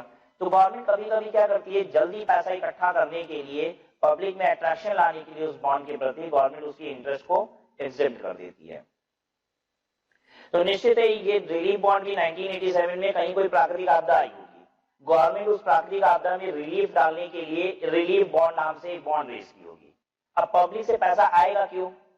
कुछ ना कुछ तो स्पेशल करना पड़ेगा, तो गवर्नमेंट कहती है इसकी इंटरेस्ट इनकम एग्जेम्प्ट है, इसको खरीद लो, जो भी ब्याज आएगा उस पर टैक्स मत देना। पब्लिक खरीद लेती है तुरंत, ठीक है। देखिए टैक्स बेनिफिट हमारे देश में सचमुच बहुत बड़ा अट्रैक्शन है। आप इमेजिन नहीं कर सकते, एग्जेम्प्ट इनकम के लिए पब्लिक रेडी है, 24 घंटे रेडी है। अगर 1 मिनट लगता है पैसा बटोरने में, अगर गवर्नमेंट कहती है यहां पे ब्याज नहीं लगेगा, इस पे टैक्स नहीं लगेगा, तो basically we people in India paying hefty amount of tax. Hindustan में टैक्स बहुत ज्यादा है, हम लोग 30-30% टैक्स दे रहे हैं। तो सोचो 100 रुपए कमाते हैं तो 30 रुपए सरकार को दे देते हैं। अगर ये टैक्स गवर्नमेंट माफ करती है ना तो बहुत बड़ा रिलीफ होता है, और निश्चित है जैसे ही गवर्नमेंट टैक्स बेनिफिट बोलती है ना पब्लिक तुरंत तैयार रहती है, क्योंकि टैक्स का अमाउंट बहुत ज्यादा है। आइए आगे देखते हैं। Interest on notified bond of the debenture of public sector company. Government कहती है कि अगर मैं बॉन्ड या डिवेंचर पब्लिक सेक्टर कंपनी का नोटिफाई कर दूं, एक्ट में ऐसा लिखा हुआ है कि government is going to notify bond of the debenture of public sector company, then the interest income of that bond of the debenture of public sector company will also be exempt. Okay? Government notify कैसे करती है वो हमने पहले भी आपको बताया, through official gazette. Government official gazette सरकारी पत्र के थ्रू नोटिफाई करती है कि इन बॉन्ड और डिवेंचर की इंटरेस्ट इनकम एग्जेम्प्ट की जाए। और गवर्नमेंट ने फिलहाल किसको नोटिफाई कर रखा है ये आपको याद करना पड़ेगा। गवर्नमेंट ने फिलहाल इन बॉन्ड्स को नोटिफाई कर रखा है, ये देख लीजिए, ठीक है। उसके ऊपर की लाइन पढ़ते हैं पहले। Interest payable by any public sector company in respect of such bond or debenture specified by the central government is exempt in the hands of investor. The central government has specified the issue of following tax-free, secured, redeemable, non-convertible bond of. Government has specified the issue of tax-free, secured, redeemable, non-convertible bond of नहाई। आप नहाई के bond खरीद सकते हैं, interest income exempt है। IRFCL, Indian Railway Finance Corporation Limited, Housing and Urban Development Corporation Limited, PFC Power Finance Corporation, rural electrification corporation limited RECL, रट जाइए। ये 5 बॉन्ड गवर्नमेंट ने फिलहाल इनकी इंटरेस्ट इनकम को एग्जेम्प्ट कर रखा है। नहाई, IRFCL, HUDCL, PFC and RECL। लेकिन ये तभी एग्जेम्प्ट होगा इंटरेस्ट इनकम जब इस बॉन्ड का टेन्योर 10 या 15 साल होगा। यानी अगर यही बॉन्ड 5 साल वाले आप ले लेते हो तो इंटरेस्ट इनकम पे टैक्स लग जाएगा। इंटरेस्ट इनकम एग्जेम्प्ट कब है? जब ये बॉन्ड आप 10 साल या 15 साल वाले लेते हो। ठीक है, तो ये लोग 5 साल के भी बॉन्ड रेस करते हैं, 5 साल के भी बॉन्ड आते हैं इनके, 10 साल के आते हैं, 15 साल के आते हैं। 5 साल वाले इनके टैक्सेबल है। अगर 5 साल वाले बॉन्ड लेंगे तो इंटरेस्ट इनकम पे टैक्स लग जाएगा। ये जो 10 और 15 साल वाले आते हैं उस पे टैक्स नहीं लगता। ठीक है, उसके बाद देखिए, interest on securities held by the welfare commissioner और interest on deposit for the benefit of victim of Bhopal gas leak disaster. Interest on securities held by welfare commissioner की सिक्योरिटीज पे, और interest on deposit for the benefit of victim of Bhopal gas leak disaster. Bhopal gas leak disaster हुआ था, बहुत पहले की बात है, 1980 से 82 के आसपास की कुछ बात है ये, कि भोपाल में एक बहुत बड़ा इंडस्ट्रियल गैस लीक डिजास्टर हुआ था जिससे पूरा भोपाल क्या हो गया था, खत्म हो गया था, ऑलमोस्ट जल गया था समझ लीजिए। आपने पढ़ा रखा होगा, जनरल नॉलेज की बुक में पढ़ रखा होगा आपने। ठीक है, क्योंकि ये सब आपके पैदा होने की बहुत पहले की कहानी है, मेरे भी पैदा होने की पहले की कहानी है ये। ठीक है, तो भोपाल पूरी तरीके से क्या हो गया था, वहां पे डिस्ट्रॉय हो गया था। तो गवर्नमेंट ने बॉन्ड के जरिए पैसे रेज किए थे कि हम भोपाल को रिवाइव कराएंगे इस पैसे से। ठीक है, तो उस पे जो इंटरेस्ट आ रहा है वो एग्जेम्प्टेड है। Notified bond issued by local authority और स्टेट पूल्ड फाइनेंस एंटिटी, ये क्या चीज है? आपको तो ये पता ही होगा, मान लीजिए लोकल अथॉरिटी को किसी एक शहर को रोड बनानी है, ब्रिज बनाना है, कुछ भी बनाना है, तो पैसे की मदद कहां से मांगेगी? State government. स्टेट गवर्नमेंट के पास नहीं होगा तो वो मांगेगी सेंट्रल गवर्नमेंट से। सेंट्रल गवर्नमेंट के पास भी नहीं होगा तो क्या होगा? पैसे तो किसी के पास नहीं होते। ठीक है, वाराणसी में आई मीन वाराणसी में मान लीजिए कुछ रोड बनने हैं, कुछ ब्रिज बनने हैं, और वाराणसी की लोकल अथॉरिटी के पास पैसे नहीं है, तो वाराणसी की लोकल अथॉरिटी यूपी गवर्नमेंट से मांगेगी। यूपी गवर्नमेंट के पास भी पैसे नहीं है तो यूपी गवर्नमेंट कहेगा सेंट्रल गवर्नमेंट से मांग लो। सेंट्रल गवर्नमेंट के पास भी नहीं है तो क्या मदद की जा सकती है? अब गवर्नमेंट क्या करती है, कहती है कि ये काम करो, तुमको पैसे चाहिए ना, एक बॉन्ड रेज करो, और हम उसको क्या करते हैं, नोटिफाई करके उसकी इंटरेस्ट इनकम को एग्जेम्प्ट कर देंगे। जब वाराणसी की लोकल अथॉरिटी सेंट्रल गवर्नमेंट को कहेगी मुझे पैसे चाहिए, रोड बनाना है, ब्रिज बनाना है, तो सेंट्रल गवर्नमेंट कहेगी पैसे तो नहीं है, एक काम करो तुम एक बॉन्ड रेज करो। किसको कह रही है? वाराणसी की लोकल अथॉरिटी को। तुम एक बॉन्ड रेज करो, मैं उसको नोटिफाई कर देता हूँ ऑफिशियल गजेट के थ्रू कि इसकी इंटरेस्ट इनकम एग्जेम्प्ट है, देखो पब्लिक धड़ाधड़ तुमको पैसे देगी, क्योंकि उस पे इंटरेस्ट पे टैक्स नहीं लगेगा, सब बैंक से पैसा निकालेंगे, तुम्हारे बॉन्ड को खरीद लेंगे, और पैसा आ जाएगा, रोड बना लेना जो बनाना है, फिर आगे चल के दिया जाएगा पैसा। ठीक है, जब मेच्योरिटी का समय आएगा तो दिया जाएगा, एक बार तो बटोर लिया जाए पैसा। तो यही है, यही कह रहे हैं, notified bond issued by local authority और state pooled finance entity. What is state pooled finance entity? जो स्टेट गवर्नमेंट की एंटिटीज होती हैं जो पैसा बटोरती हैं मार्केट से, उसको कहते हैं स्टेट पूल्ड फाइनेंस एंटिटी। ठीक है, बेसिकली समझने वाली बात तो है नहीं, सच पूछो तो है क्या, ये सारे बॉन्ड के नाम रट लेने हैं और ये ध्यान रखना है कि इसकी इंटरेस्ट पे ब्याज, इसकी ब्याज पे टैक्स नहीं लगता है, बस यही करना है। फिर उसके बाद क्या है, interest on gold deposit bond issued under gold deposit scheme 1999 notified by central government. Gold deposit bond का जो इंटरेस्ट आता है, interest on gold deposit bond which was issued under gold deposit scheme 1999, इसके इंटरेस्ट इनकम को भी exempt किया गया है। तो गोल्ड डिपॉजिट बॉन्ड का इंटरेस्ट एग्जेम्प्ट है। ये है क्या गोल्ड डिपॉजिट बॉन्ड, आपको बताऊं, ये 1999 की बात है। गवर्नमेंट ऑफ इंडिया ने वर्ल्ड बैंक को अप्रोच किया और बोला कि मुझे कुछ लोन चाहिए। वर्ल्ड बैंक ने साफ मना कर दिया कि इंडिया को एक पैसे का लोन नहीं मिलेगा। क्यों नहीं मिलेगा? क्योंकि आपका जो गोल्ड रिजर्व हमारे पास रखा हुआ है वो कम है। अब आपने ऑलरेडी कर्जा बहुत उठा रखा है, गोल्ड रिजर्व बढ़ाइए तो कर्जा और देंगे, नहीं तो अब और कर्जा नहीं मिलेगा। तो भारत सरकार को एक स्कीम सूझी, और वो स्कीम क्या थी, सुनिए ध्यान से। गवर्नमेंट ऑफ इंडिया ने बोला कि हिंदुस्तान में बहुत सारे लोग ऐसे हैं जो अपने घर में पुरानी ज्वेलरीज रख रखे हैं, परसों पुरानी ज्वेलरी, कैसी ज्वेलरी है पता है? सास उस ज्वेलरी को रखी हुई है, वो कंगन है, सास रखी हुई है कि बहू आएगी तो देंगे, ठीक है। और बहू फिर रख रही है उसको उठा के गोदरेज में अपने कि जब मेरी बहू आएगी तो उसको देंगे। पहनेगा कोई नहीं, क्योंकि वो पुराना ओल्ड फैशन की ज्वेलरी है। वो इतने भारी भारी कंगन है, उतने भारी भारी हार है कि कोई पहन ही नहीं पाएगा, पहनेंगे तो गर्दन लटक जाएगी। सास इसलिए रखी है कि बहू को देंगे, बहू इसलिए रखी है कि हम भी सास बनेंगे तो बहू को देंगे। सास बहू का खेल चलेगा, इसलिए पुरानी ज्वेलरी घर में पड़ी है। गवर्नमेंट कह रही मुझे पता है ये सब, ये सास बहू के चक्कर में बड़ी सारी पुरानी ज्वेलरी घर में पड़ी हुई है, जिसका 1 रुपया मिल नहीं रहा है आपको। आप एक काम करो, वो सारा सोना मेरे पास रखो, जितना आज की मार्केट वैल्यू है उस हिसाब से मैं उस सोने के बदले में आपको एक बॉन्ड दूंगा, जिसका नाम होगा गोल्ड डिपॉजिट बॉन्ड। ये सरकार ने बोला, ये 1999 की बात कर रहे हैं आपसे।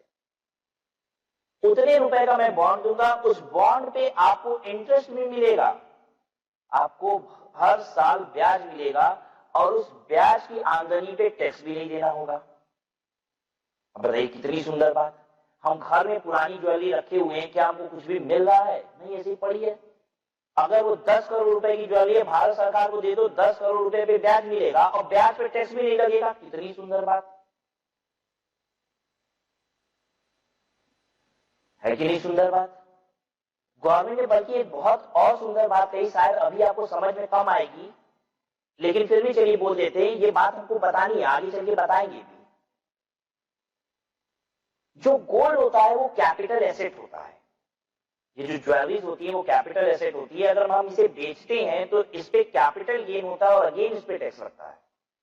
मतलब जो घर में पुरानी ज्वेलरी पड़ी हुई है ना, अगर किसी दिन हम बेचे, वो 10 लाख की ज्वेलरी अगर 15 लाख में बिकी तो 5 लाख रुपए कैपिटल गेन है, इस पे टैक्स देना पड़ता है।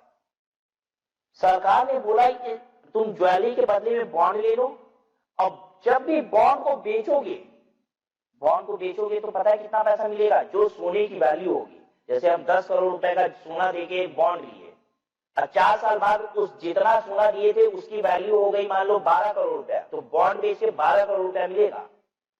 जो 2 करोड़ रुपया एक्स्ट्रा मिलेगा वो कैपिटल गेन नहीं है, उस पर भी टैक्स नहीं लगेगा। ये बड़ी सुंदर बात, क्योंकि गवर्नमेंट ने बोला कि ज्वेलरी तो कैपिटल एसेट है, लेकिन ये बॉन्ड कैपिटल एसेट नहीं है, इसको बेचने पे कोई कैपिटल गेन नहीं होगा, कोई टैक्स नहीं लगेगा। पब्लिक कई मजेदार बात, सोना उठा के सरकार को दो, ब्याज खाओ, और जब सोना चाहिए गवर्नमेंट ने कहा कि बॉन्ड वापस लाना, सोना ले जाना। ऐसा नहीं है कि तुम्हारा सोना खत्म हो गया, जब बहू आएगी, अब सास को कह रहा है कि सास बनने का इंतजार तो करो, अभी तो बहू हो, जब सास बनूंगी 20 साल बाद 25 साल बाद तो सोना ले जाना, बॉन्ड देना, सोना ले जाना, तब तक ब्याज कमाओ और ब्याज पे टैक्स भी मत दो। और अगर कभी मन कर जाए कि नहीं भैया अब सोना चाहिए ही नहीं, तो बॉन्ड बेच देना।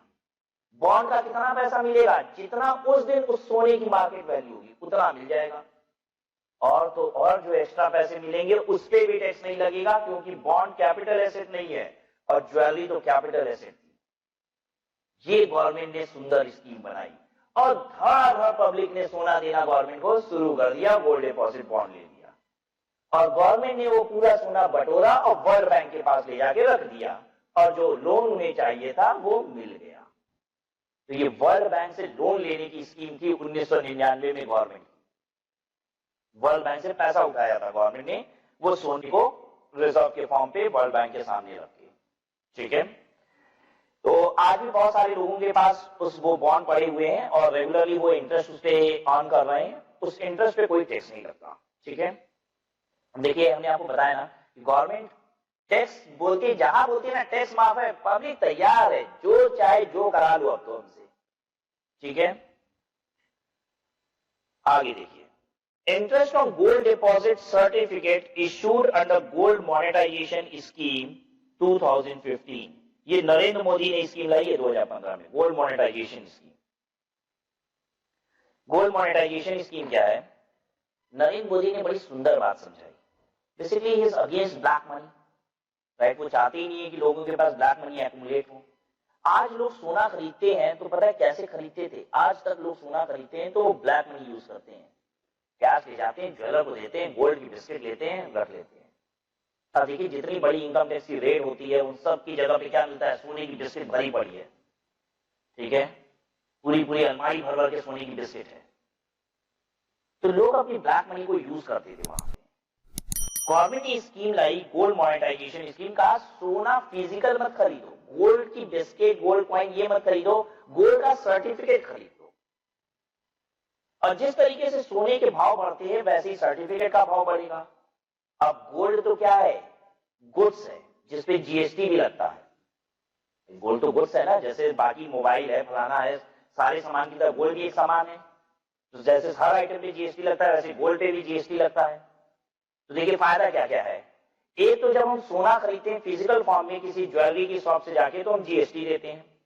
गवर्नमेंट ने कहा सर्टिफिकेट खरीदो ना भाई, क्या फायदा 100 रुपए पे तुम 100 रुपए का सोना खरीदते हो तो उस पर जीएसटी भी दे के आते हो, 100 रुपए का सोना सर्टिफिकेट के फॉर्म में खरीद लो तो कोई जीएसटी नहीं देना। सोने का भाव जिस प्रकार बढ़ेगा बिल्कुल उसी तरीके से उस सर्टिफिकेट का भाव बढ़ेगा। जब बेचना हो सर्टिफिकेट बेच लो, भारत सरकार के द्वारा इशू किया हुआ सर्टिफिकेट है, कभी कोई परेशानी भी नहीं है, इसको उठा के बेच लो।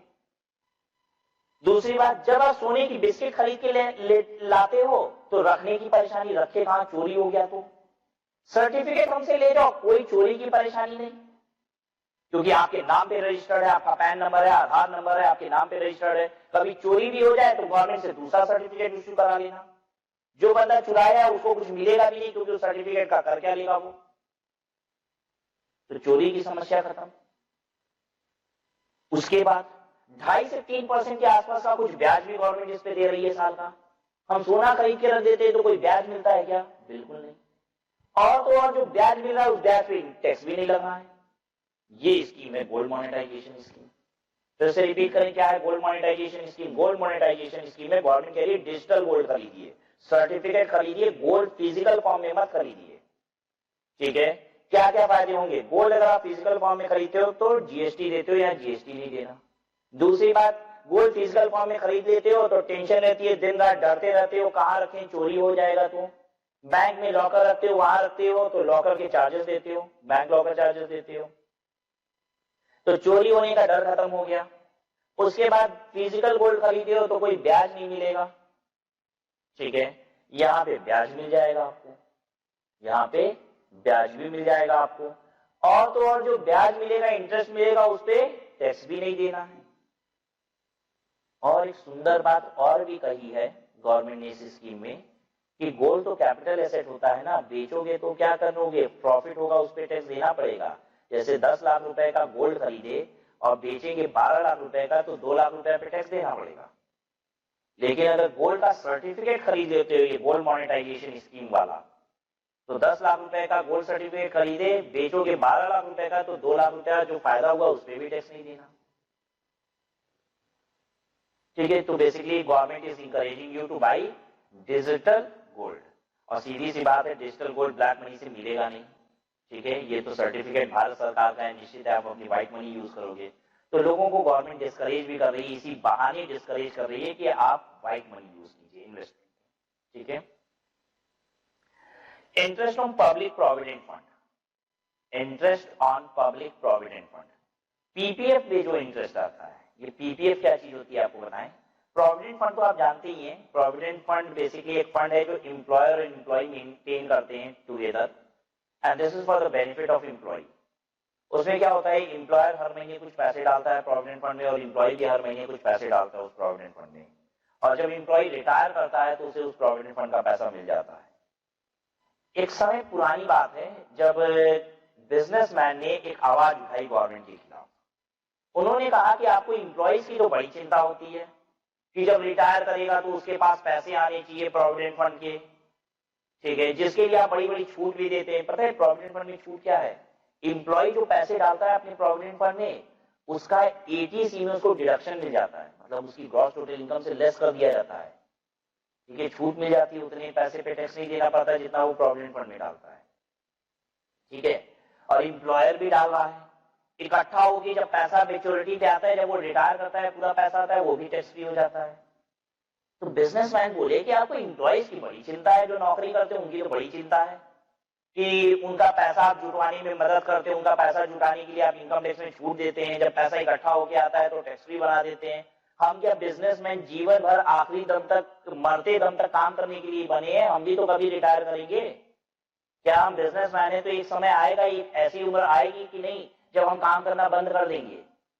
तो गवर्नमेंट ने को, बिजनेसमैन ने कहा हमारे लिए भी कुछ ऐसा करो, हम भी तो अपने लिए पैसा इकट्ठा करें जिसकी छूट मिले। एम्प्लॉयज को तो पेंशन मिलता है, प्रोविडेंट फंड मिलता है, नया नहीं क्या क्या मिलता है, ग्रेच्युटी मिलता है, बहुत कुछ मिलता है। बिजनेसमैन को क्या मिलता है? हम क्या जीवन भर बस टैक्स देने के लिए बने हैं क्या?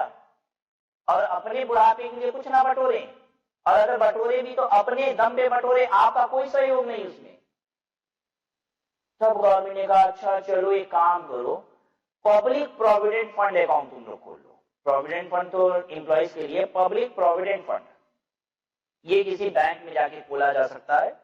और पब्लिक प्रोविडेंट फंड में आज की तारीख में आप ज्यादा से ज्यादा हर साल 1.5 लाख रुपए जमा कर सकते हो, ज्यादा से ज्यादा, इससे ज्यादा कर ही नहीं सकते। ठीक है, तो यानी हम एक बिजनेसमैन है, I can go to a bank, I can open a public provident fund account, और उसमें हम हर साल 1.5 लाख रुपए जमा कर सकते हैं। जो हम ये 1.5 लाख रुपए जमा करेंगे उसकी मुझे एटीसी में छूट मिलेगी, एटीसी में डिडक्शन मिलेगा, मेरी इनकम को 1.5 लाख रुपए से कम करके फिर टैक्स दिया जाएगा। तो ये फायदा हो गया। और जब पैसा इकट्ठा आएगा, ठीक है, ये पब्लिक प्रोविडेंट फंड 15 साल का खाता होगा, ये 15 साल का खाता होगा, 15 साल बाद जब मुझे पैसे मिलेंगे तो वो भी टैक्स फ्री होगा। तो ये बता रहा है। और हर साल जो उस पर ब्याज आएगा पब्लिक प्रोविडेंट फंड में, वो भी टैक्स फ्री होगा, उस पर भी टैक्स नहीं लगेगा। तो क्या क्या होगा, जब हम पैसा जमा करेंगे प्रोविडेंट फंड में तो एटीसी में छूट लेंगे, जो ब्याज आएगा उस पर टैक्स नहीं लगेगा, जो ब्याज आएगा उस पर टैक्स नहीं लगेगा, और जो मैच्योरिटी पे पूरा इकट्ठा पैसा आएगा उस पर भी कोई टैक्स नहीं लगेगा। क्लियर है बात? अब इंप्लॉइज नाराज हो गए सुन के, जो नौकरी पेशा आदमी है वो बोल रहे हैं अच्छा हम तो भाई नौकरी पेशा आदमी है, साल का 5,000 रुपया प्रोविडेंट फंड में डालते हैं, क्योंकि मेरा एम्प्लॉयर भी 5,000 डालता है, क्योंकि प्रोविडेंट फंड में एम्प्लॉयर एम्प्लॉय को मैच कराना होता है, जितना पैसा एम्प्लॉयर डालेगा उतना एम्प्लॉय डालेगा। फिर हम लोग को तो 5,000 10,000 20,000 यही डाला जाता है प्रोविडेंट फंड में, बिजनेसमैन 1.5 लाख रुपया डाल के आनंद उठा रहे हैं। तो गवर्नमेंट ने कहा एक काम करो, नौकरी के साथ ही तुम भी जाके बैंक में खाता खोल लो, तुम भी 1.5 लाख रुपया डालो, तुमको डबल फायदा दे दे रहे हैं, तुम एम्प्लॉयर के साथ पीएफ भी मेंटेन करो और पब्लिक प्रोविडेंट फंड पीपीएफ भी मेंटेन करो। चलो नौकरी पेशा आदमी के लिए सब मिल गया, पीएफ भी मिल गया, पीपीएफ भी मिल गया। और बिजनेसमैन को क्या मिला? सिर्फ पीपीएफ, पब्लिक प्रोविडेंट फंड। ठीक है, तो पब्लिक प्रोविडेंट फंड बेसिकली सभी के लिए, कोई भी खोल सकता है, कोई भी इंसान, चाहे वो नौकरी पेशा हो, बिजनेस वाला हो, कोई भी बैंक में जाके पब्लिक प्रोविडेंट फंड का खाता खोल सकता है। 15 साल का ये खाता होगा, इस खाते में आप जो भी पैसा डालोगे उसको आप एटीसी में डिडक्शन मिल जाएगा। हालांकि 1.5 लाख रुपए से ज्यादा आप साल भर में डाल नहीं सकते, 1.5 लाख रुपए ही ज्यादा से ज्यादा साल भर में डाला जा सकता है। मिनिमम भी है इसका 500 रुपए, मतलब नहीं इसलिए आपको समझा नहीं रहे, ये सब कम से कम 500 डालना पड़ता है साल भर में, ज्यादा ज्यादा 1.5 लाख रुपए डाला जा सकता है इस खाते में। जो भी पैसा डालेगी एटीसी में डिडक्शन मिलेगी, और इस खाते पे ब्याज जो आता है उस पर टैक्स नहीं लगता। ठीक है, उसके ब्याज पे टैक्स नहीं लगता। और मैच्योरिटी पे 15 साल बाद जब खाता पूरा होगा और आपको पैसे मिलेंगे तो उस पर भी कोई टैक्स नहीं लगेगा। Interest on public provident fund, इस पे भी कोई टैक्स नहीं है। Interest on Sukanya Samriddhi account scheme, Sukanya Samriddhi account scheme अभी थोड़ी देर पहले बताया था कि नरेंद्र मोदी ने चालू किया है। जिनकी भी बेटियां अभी 10 साल तक की है तो वो क्या कर सकते हैं, इस खाते को खोल सकते हैं। ये पोस्ट ऑफिस में खुलता है और नेशनलाइज बैंक में से खुलता है, प्राइवेट बैंकों में नहीं, नेशनलाइज बैंक में ये खाता खुलता है। और इस खाते में जो इंटरेस्ट आता है वो टैक्स फ्री होता है, उस पर टैक्स नहीं लगता। तो पहले सर आपने क्या बताया था, सुकन्या समृद्धि का नाम तो पहले भी दिया था, उस समय हमने बताया था कि जो मैच्योरिटी पे पैसा आता है पूरा, ठीक है, हमने आपको बताया था कि ना कि बेटियां जब 18 साल या 21 साल कुछ ऐसे ही है कि जब हो जाती है तो पैसा पूरा मिलता है, खाता पूरा हो जाता है और पैसा मिलता है। तो ये जो पैसा पूरा मिलता है ना वो टैक्स फ्री था, ये पहले बताया था। अब क्या बता रहे हैं, हर साल कुछ ना कुछ ब्याज आ रहा है उस खाते में, वो टैक्स फ्री है, उस पर भी टैक्स नहीं लगता। Interest on post office saving bank account, post office saving bank account, पता है पोस्ट ऑफिस में सेविंग बैंक अकाउंट खुलवा सकते हो। वैसे तो खाते 3 तरीके के हम पोस्ट ऑफिस में खुलवा सकते हैं। पोस्ट ऑफिस में आप सेविंग बैंक अकाउंट भी खुलवा सकते हैं, एसबी अकाउंट, रिकरिंग अकाउंट भी खुलवा सकते हैं और एफडी भी खुलवा सकते हैं। सेविंग बैंक अकाउंट आप जानते हैं, रेकरिंग अकाउंट क्या होता है? जिसमें हर महीने आप एक सम ऑफ मनी डालते हैं, उसे रेकरिंग अकाउंट कहा जाता है। Every month you will put a certain amount of money, that is called recurring deposit. Fixed deposit क्या होता है? जो एक सर्टेन टेन्योर के लिए हम एक बार में लमसम जमा कर देते हैं। 5 लाख रुपए हमने जमा कर दिया 2 साल के लिए, तो that is called fixed deposit. Recurring deposit क्या होता है? हर महीने 10-10 हजार जमा करते हैं, that is called recurring deposit. और इस रेकरिंग डिपॉजिट को क्यूमुलेटिव डिपॉजिट भी कहा जाता है, क्यूमुलेटिव डिपॉजिट। और सेविंग बैंक तो आप जानते ही हैं, जिसमें जब मर्जी जितना पैसा जमा करते रहिए, that is called saving bank account. Post office में अगर आप सेविंग बैंक अकाउंट खुलवाते हैं तो साल भर में 3500 रुपए का इंटरेस्ट एग्जेम्प्ट होता है। इसका मतलब यह है कि पोस्ट ऑफिस में सेविंग बैंक अकाउंट खुलवाएंगे और 5000 रुपए का अगर आपका ब्याज आएगा तो 3500 रुपए एग्जेम्प्ट है, 1500 रुपए टैक्सेबल। ठीक है, 10,000 रुपए का ब्याज आएगा तो 3500 रुपए एग्जेम्प्ट है और 6500 रुपए क्या बन जाएगा? टैक्सेबल। समझ आ गया?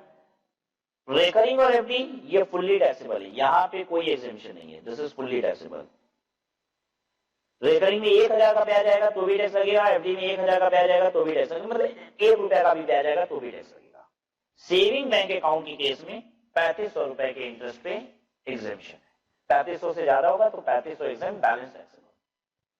अच्छा, अगर हम पीएनबी में सेविंग बैंक अकाउंट खोले पंजाब नेशनल बैंक में तो उसके लिए एग्जेम्पशन नहीं है। एग्जेम्पशन किसके लिए है? मैंने क्या बोला, ध्यान दीजिए, पोस्ट ऑफिस में।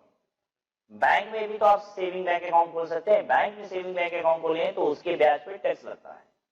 ठीक है, कौन से ब्याज पे टैक्स नहीं लगेगा सेविंग बैंक अकाउंट के? पोस्ट ऑफिस में जो खोला गया है।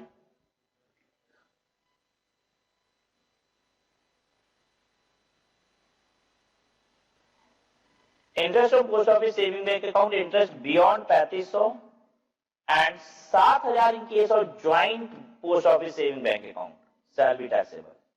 3500 के बियॉन्ड टैक्सेबल हो जाएगा और ज्वाइंट अकाउंट है तो 7000 के बियॉन्ड टैक्सेबल हो जाएगा। मैं इसका मतलब समझाता हूं, 7000 का मतलब क्या है वो 3500 ही, 3500 रुपया का ही इंटरेस्ट एग्जेम्प्ट है। लेकिन जैसे ज्वाइंट अकाउंट क्या होता है, ए और बी ने ज्वाइंटली अकाउंट खोल लिया सेविंग बैंक अकाउंट, कहां पे?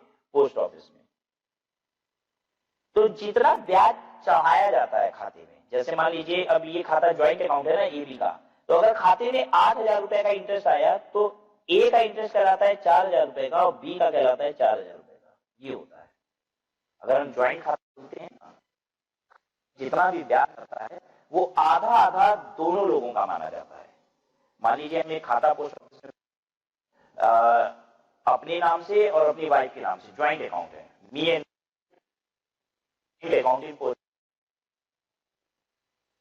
ब्याज आ जाता है 10,000, तो 10,000 रुपए का ब्याज इनकम माना जाएगा, 5,000 मेरी इनकम मानी जाएगी और 5,000 वाइफ की इनकम। अब दोनों लोग को इसमें से क्या होता है, 3500 की एग्जेम्पशन मिल जाती है, दोनों लोग को 3500 की छूट। तो 500 रुपया यहाँ पे टैक्सेबल हुआ, 500 यहाँ टैक्सेबल हो गया। अगर 4,000 8,000 रुपए ब्याज आया था तो उसी 3500 को ना मैंने क्या लिख दिया है, 7,000 रुपए लिख दिया कि छूट 7,000 की हो जाती है। छूट जो 7,000 रुपए की एग्जेम्पशन है ये 35,000 टू ईच लिख लीजिए, 3500 टू ईच। जितने भी होल्डर हैं उनको 3500 की, 2 होल्डर हैं दोनों को 3500 की छूट मिल जाएगी। क्लियर है? कोई दिक्कत? अच्छा, interest on NSC, interest on NSC, ये जो एनएससी क्या होता है, नेशनल सेविंग सर्टिफिकेट होता है।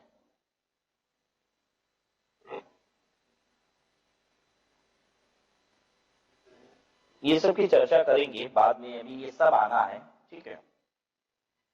ये पोस्ट ऑफिस में मिलता है, इसका 6 साल का पीरियड होता है, ये 6 साल बाद मैच्योर होता है। और एक खास बात इसकी ये है कि बीच में इसमें पैसा नहीं मिलेगा, चाहे कुछ भी हो जाए, आपको अगर 2 साल बाद पैसे की जरूरत पड़ रही है तो ये पैसा मिलेगा नहीं इसका। भले गिरवी रख के कहीं से पैसा उठा लो वो एक अलग बात है, लेकिन पोस्ट ऑफिस इसका पैसा 6 साल के पहले देगा नहीं, मतलब ये मैच्योरिटी पे ही पैसा मिलता है। बैंक में हम फिक्स डिपॉजिट करा देते हैं 5 साल का भी, तो बीच में जरूरत पड़ने पे तोड़ सकते हैं फिक्स डिपॉजिट को और पैसा ले सकते हैं, ये ले नहीं पाओगे। कहां मिलता है? ये पोस्ट ऑफिस में मिलता है, ठीक है। इसमें जो पहले 5 साल का ब्याज होता है, देखिए इसमें पैसा कभी मिलता नहीं है, तो हर साल ब्याज एक्रू होता रहता है इसी में, और इसी में पड़ा रहता है एनएससी में, मिलता तो कुछ नहीं है 6 साल के पहले, 6वें साल भले पैसा मिल जाता है। तो हम ये कहते हैं कि 5 साल का पैसा इसमें एक्रू होता है, इंटरेस्ट जो है वो 5 साल तक एक्रू होता है, और इंटरेस्ट 6वें साल क्या होता है, रिसीव होता है। 5 साल तक जितना इंटरेस्ट मेरा एक्रू होता है लेकिन मुझे रिसीव नहीं होता, उसकी एटीसी में मुझे छूट मिल जाती है। ये इंटरेस्ट जो होता है वो कहां की इनकम होती है, इंटरेस्ट जो होता है वो कहां की इनकम होती है, इनकम फ्रॉम अदर सोर्सेस। तो ये जो एनएससी पे इंटरेस्ट मुझे एक्रू होता है, एक्रू ही होता है, क्यों, क्योंकि कुछ मिलता तो है नहीं, बस एक्रू हो रहा है हर साल। हाँ भाई इस साल का ब्याज इतना हो गया, इतना हो गया, बस मिला कोई ना कुछ, मिलेगा तो 6 साल पे ही सब कुछ। तो एनएससी का जो इंटरेस्ट एक्रू होता है 5 सालों तक, ठीक है, फॉर 5 इयर्स, वो आपको एटीसी में डिडक्शन मिल जाता है, और आपकी वो इनकम फ्रॉम अदर सोर्सेज भी होती है। यानी कहने का मतलब ये है कि मैं आईयूएस में पहले जो भी इंटरेस्ट आया वो जोड़ता हूं, और सारे हेड की इनकम को जोड़ने के बाद जीटीआई आता है, और फिर मैं इसमें से डिडक्शन ले लेता हूं कितने की, जो एग्जैक्टली यहां पे अमाउंट जोड़ा है वो फिर घटा भी लेता हूं। तो अल्टीमेटली जो एनएससी का इंटरेस्ट आता है 5 सालों तक, मैं उस पर टैक्स नहीं देता, क्योंकि जितना इंटरेस्ट आया वो मेरी इनकम फ्रॉम अदर सोर्सेज बनती है, और उतना ही मुझे एटीसी में छूट मिल जाती है। दिमाग पे जोर तो नहीं ना पड़ रहा है बच्चों। 6वें साल का इंटरेस्ट मुझे रिसीव हो जाता है, इंटरेस्ट जो एनएससी का है 6th ईयर का, वो मुझे रिसीव हो जाता है। ये आईयूएस तो कहलाता है, ये इनकम फ्रॉम अदर सोर्सेस तो है, लेकिन एटीसी का नहीं मिलता है। और 5 सालों तक के इंटरेस्ट का क्या होता है, ये आईयूएस भी है और एटीसी में डिडक्शन भी है। यानी कुल मिला के हम अगर कहें तो ऐसे कहें कि एनएससी के 6वें साल पे मैं टैक्स देता हूं, अब 5 साल तक एनएससी के इंटरेस्ट पे टैक्स नहीं देता, ठीक है, मैं टैक्स तो नहीं देता हूं एनएससी के 5 साल के इंटरेस्ट पे, लेकिन क्या वो एग्जेम्प्ट है, एग्जेम्प्ट नहीं है बच्चों, वो टैक्सेबल है, वो जोड़ा जाता है, वो इनकम है, लेकिन डिडक्शन मिलती है, इसकी वजह से घट जाता है। मैंने पहली क्लास में आपको एग्जेम्पशन और डिडक्शन में अंतर बताया था। जो इनकम एग्जेम्प्ट होती है वो जोड़ी ही नहीं जाती, और जिस इनकम के लिए डिडक्शन मिलता है वो पहले जोड़ा जाता है टैक्सेबल इनकम और बाद में घटाया जाता है। तो यहां पे पहले जोड़ा जाएगा एज आईयूएस और बाद में घटाया जाएगा एज एटीसी डिडक्शन। कोई तकलीफ तो नहीं हुई किसी को इस बात से? और 6वें साल की जहां तक बात करें तो 6वें साल में क्या होगा, वो आईयूएस की इनकम तो बनेगी लेकिन एटीसी का डिडक्शन मिलेगा नहीं, यानी 6वें साल टैक्स देना पड़ जाएगा। अब यहाँ पे कंफ्यूजन क्या है कि एनएससी के 5 साल तक का इंटरेस्ट टैक्सेबल होता है, वो आईयूएस की इनकम होती है, एटीसी में डिडक्शन मिलने की वजह से टैक्स नहीं देना पड़ता, लेकिन शायद बहुत सारे ऑथर इस बात को समझते नहीं है। बहुत सारे लोग जो किताब लिखते हैं इनकम टैक्स पे वो शायद इस बात को समझते नहीं है, और वो ये बोल देते हैं कि 5 साल का जो एनएससी का इंटरेस्ट है वो एग्जेम्प्ट है, वो टैक्स फ्री है। टैक्स फ्री नहीं है बच्चों, ध्यान से सुनिएगा, वो टैक्स फ्री नहीं है। पहले 5 साल का जो इंटरेस्ट आता है एनएससी पे वो टैक्सेबल है, वो आईयूएस में जोड़ा जाता है, लेकिन उसकी डिडक्शन मिल जाती है उतने ही रुपए की, और इस वजह से उस पर टैक्स लगता नहीं है, टैक्स देने की जरूरत नहीं है, लेकिन वो एग्जेम्प्ट नहीं है, वो इनकम टैक्सेबल है, उसका डिडक्शन है। इसलिए कहीं कोई कंफ्यूजन ना हो, इसलिए मैंने ये बात बस यहाँ पे लिख दी। Interest on NSC is taxable but accrued interest of initial 5 year is eligible for deduction under section eighty C. पहले 5 साल का जो इंटरेस्ट है वो एटीसी में डिडक्शन मिलता है, तो इनकम भी है और डिडक्शन है, अल्टीमेटली नो टैक्स है, लेकिन एग्जेम्प्ट नहीं कह सकते हैं। और 6वें साल का तो टैक्सेबल है ये, क्योंकि वहां पे डिडक्शन भी नहीं है एटीसी की। क्लियर बात आपको? तो चलिए आज की क्लास यहीं पे स्टॉप करते हैं, ठीक है, नेक्स्ट क्लास में आएंगे तो आपके साथ आगे की बात करेंगे।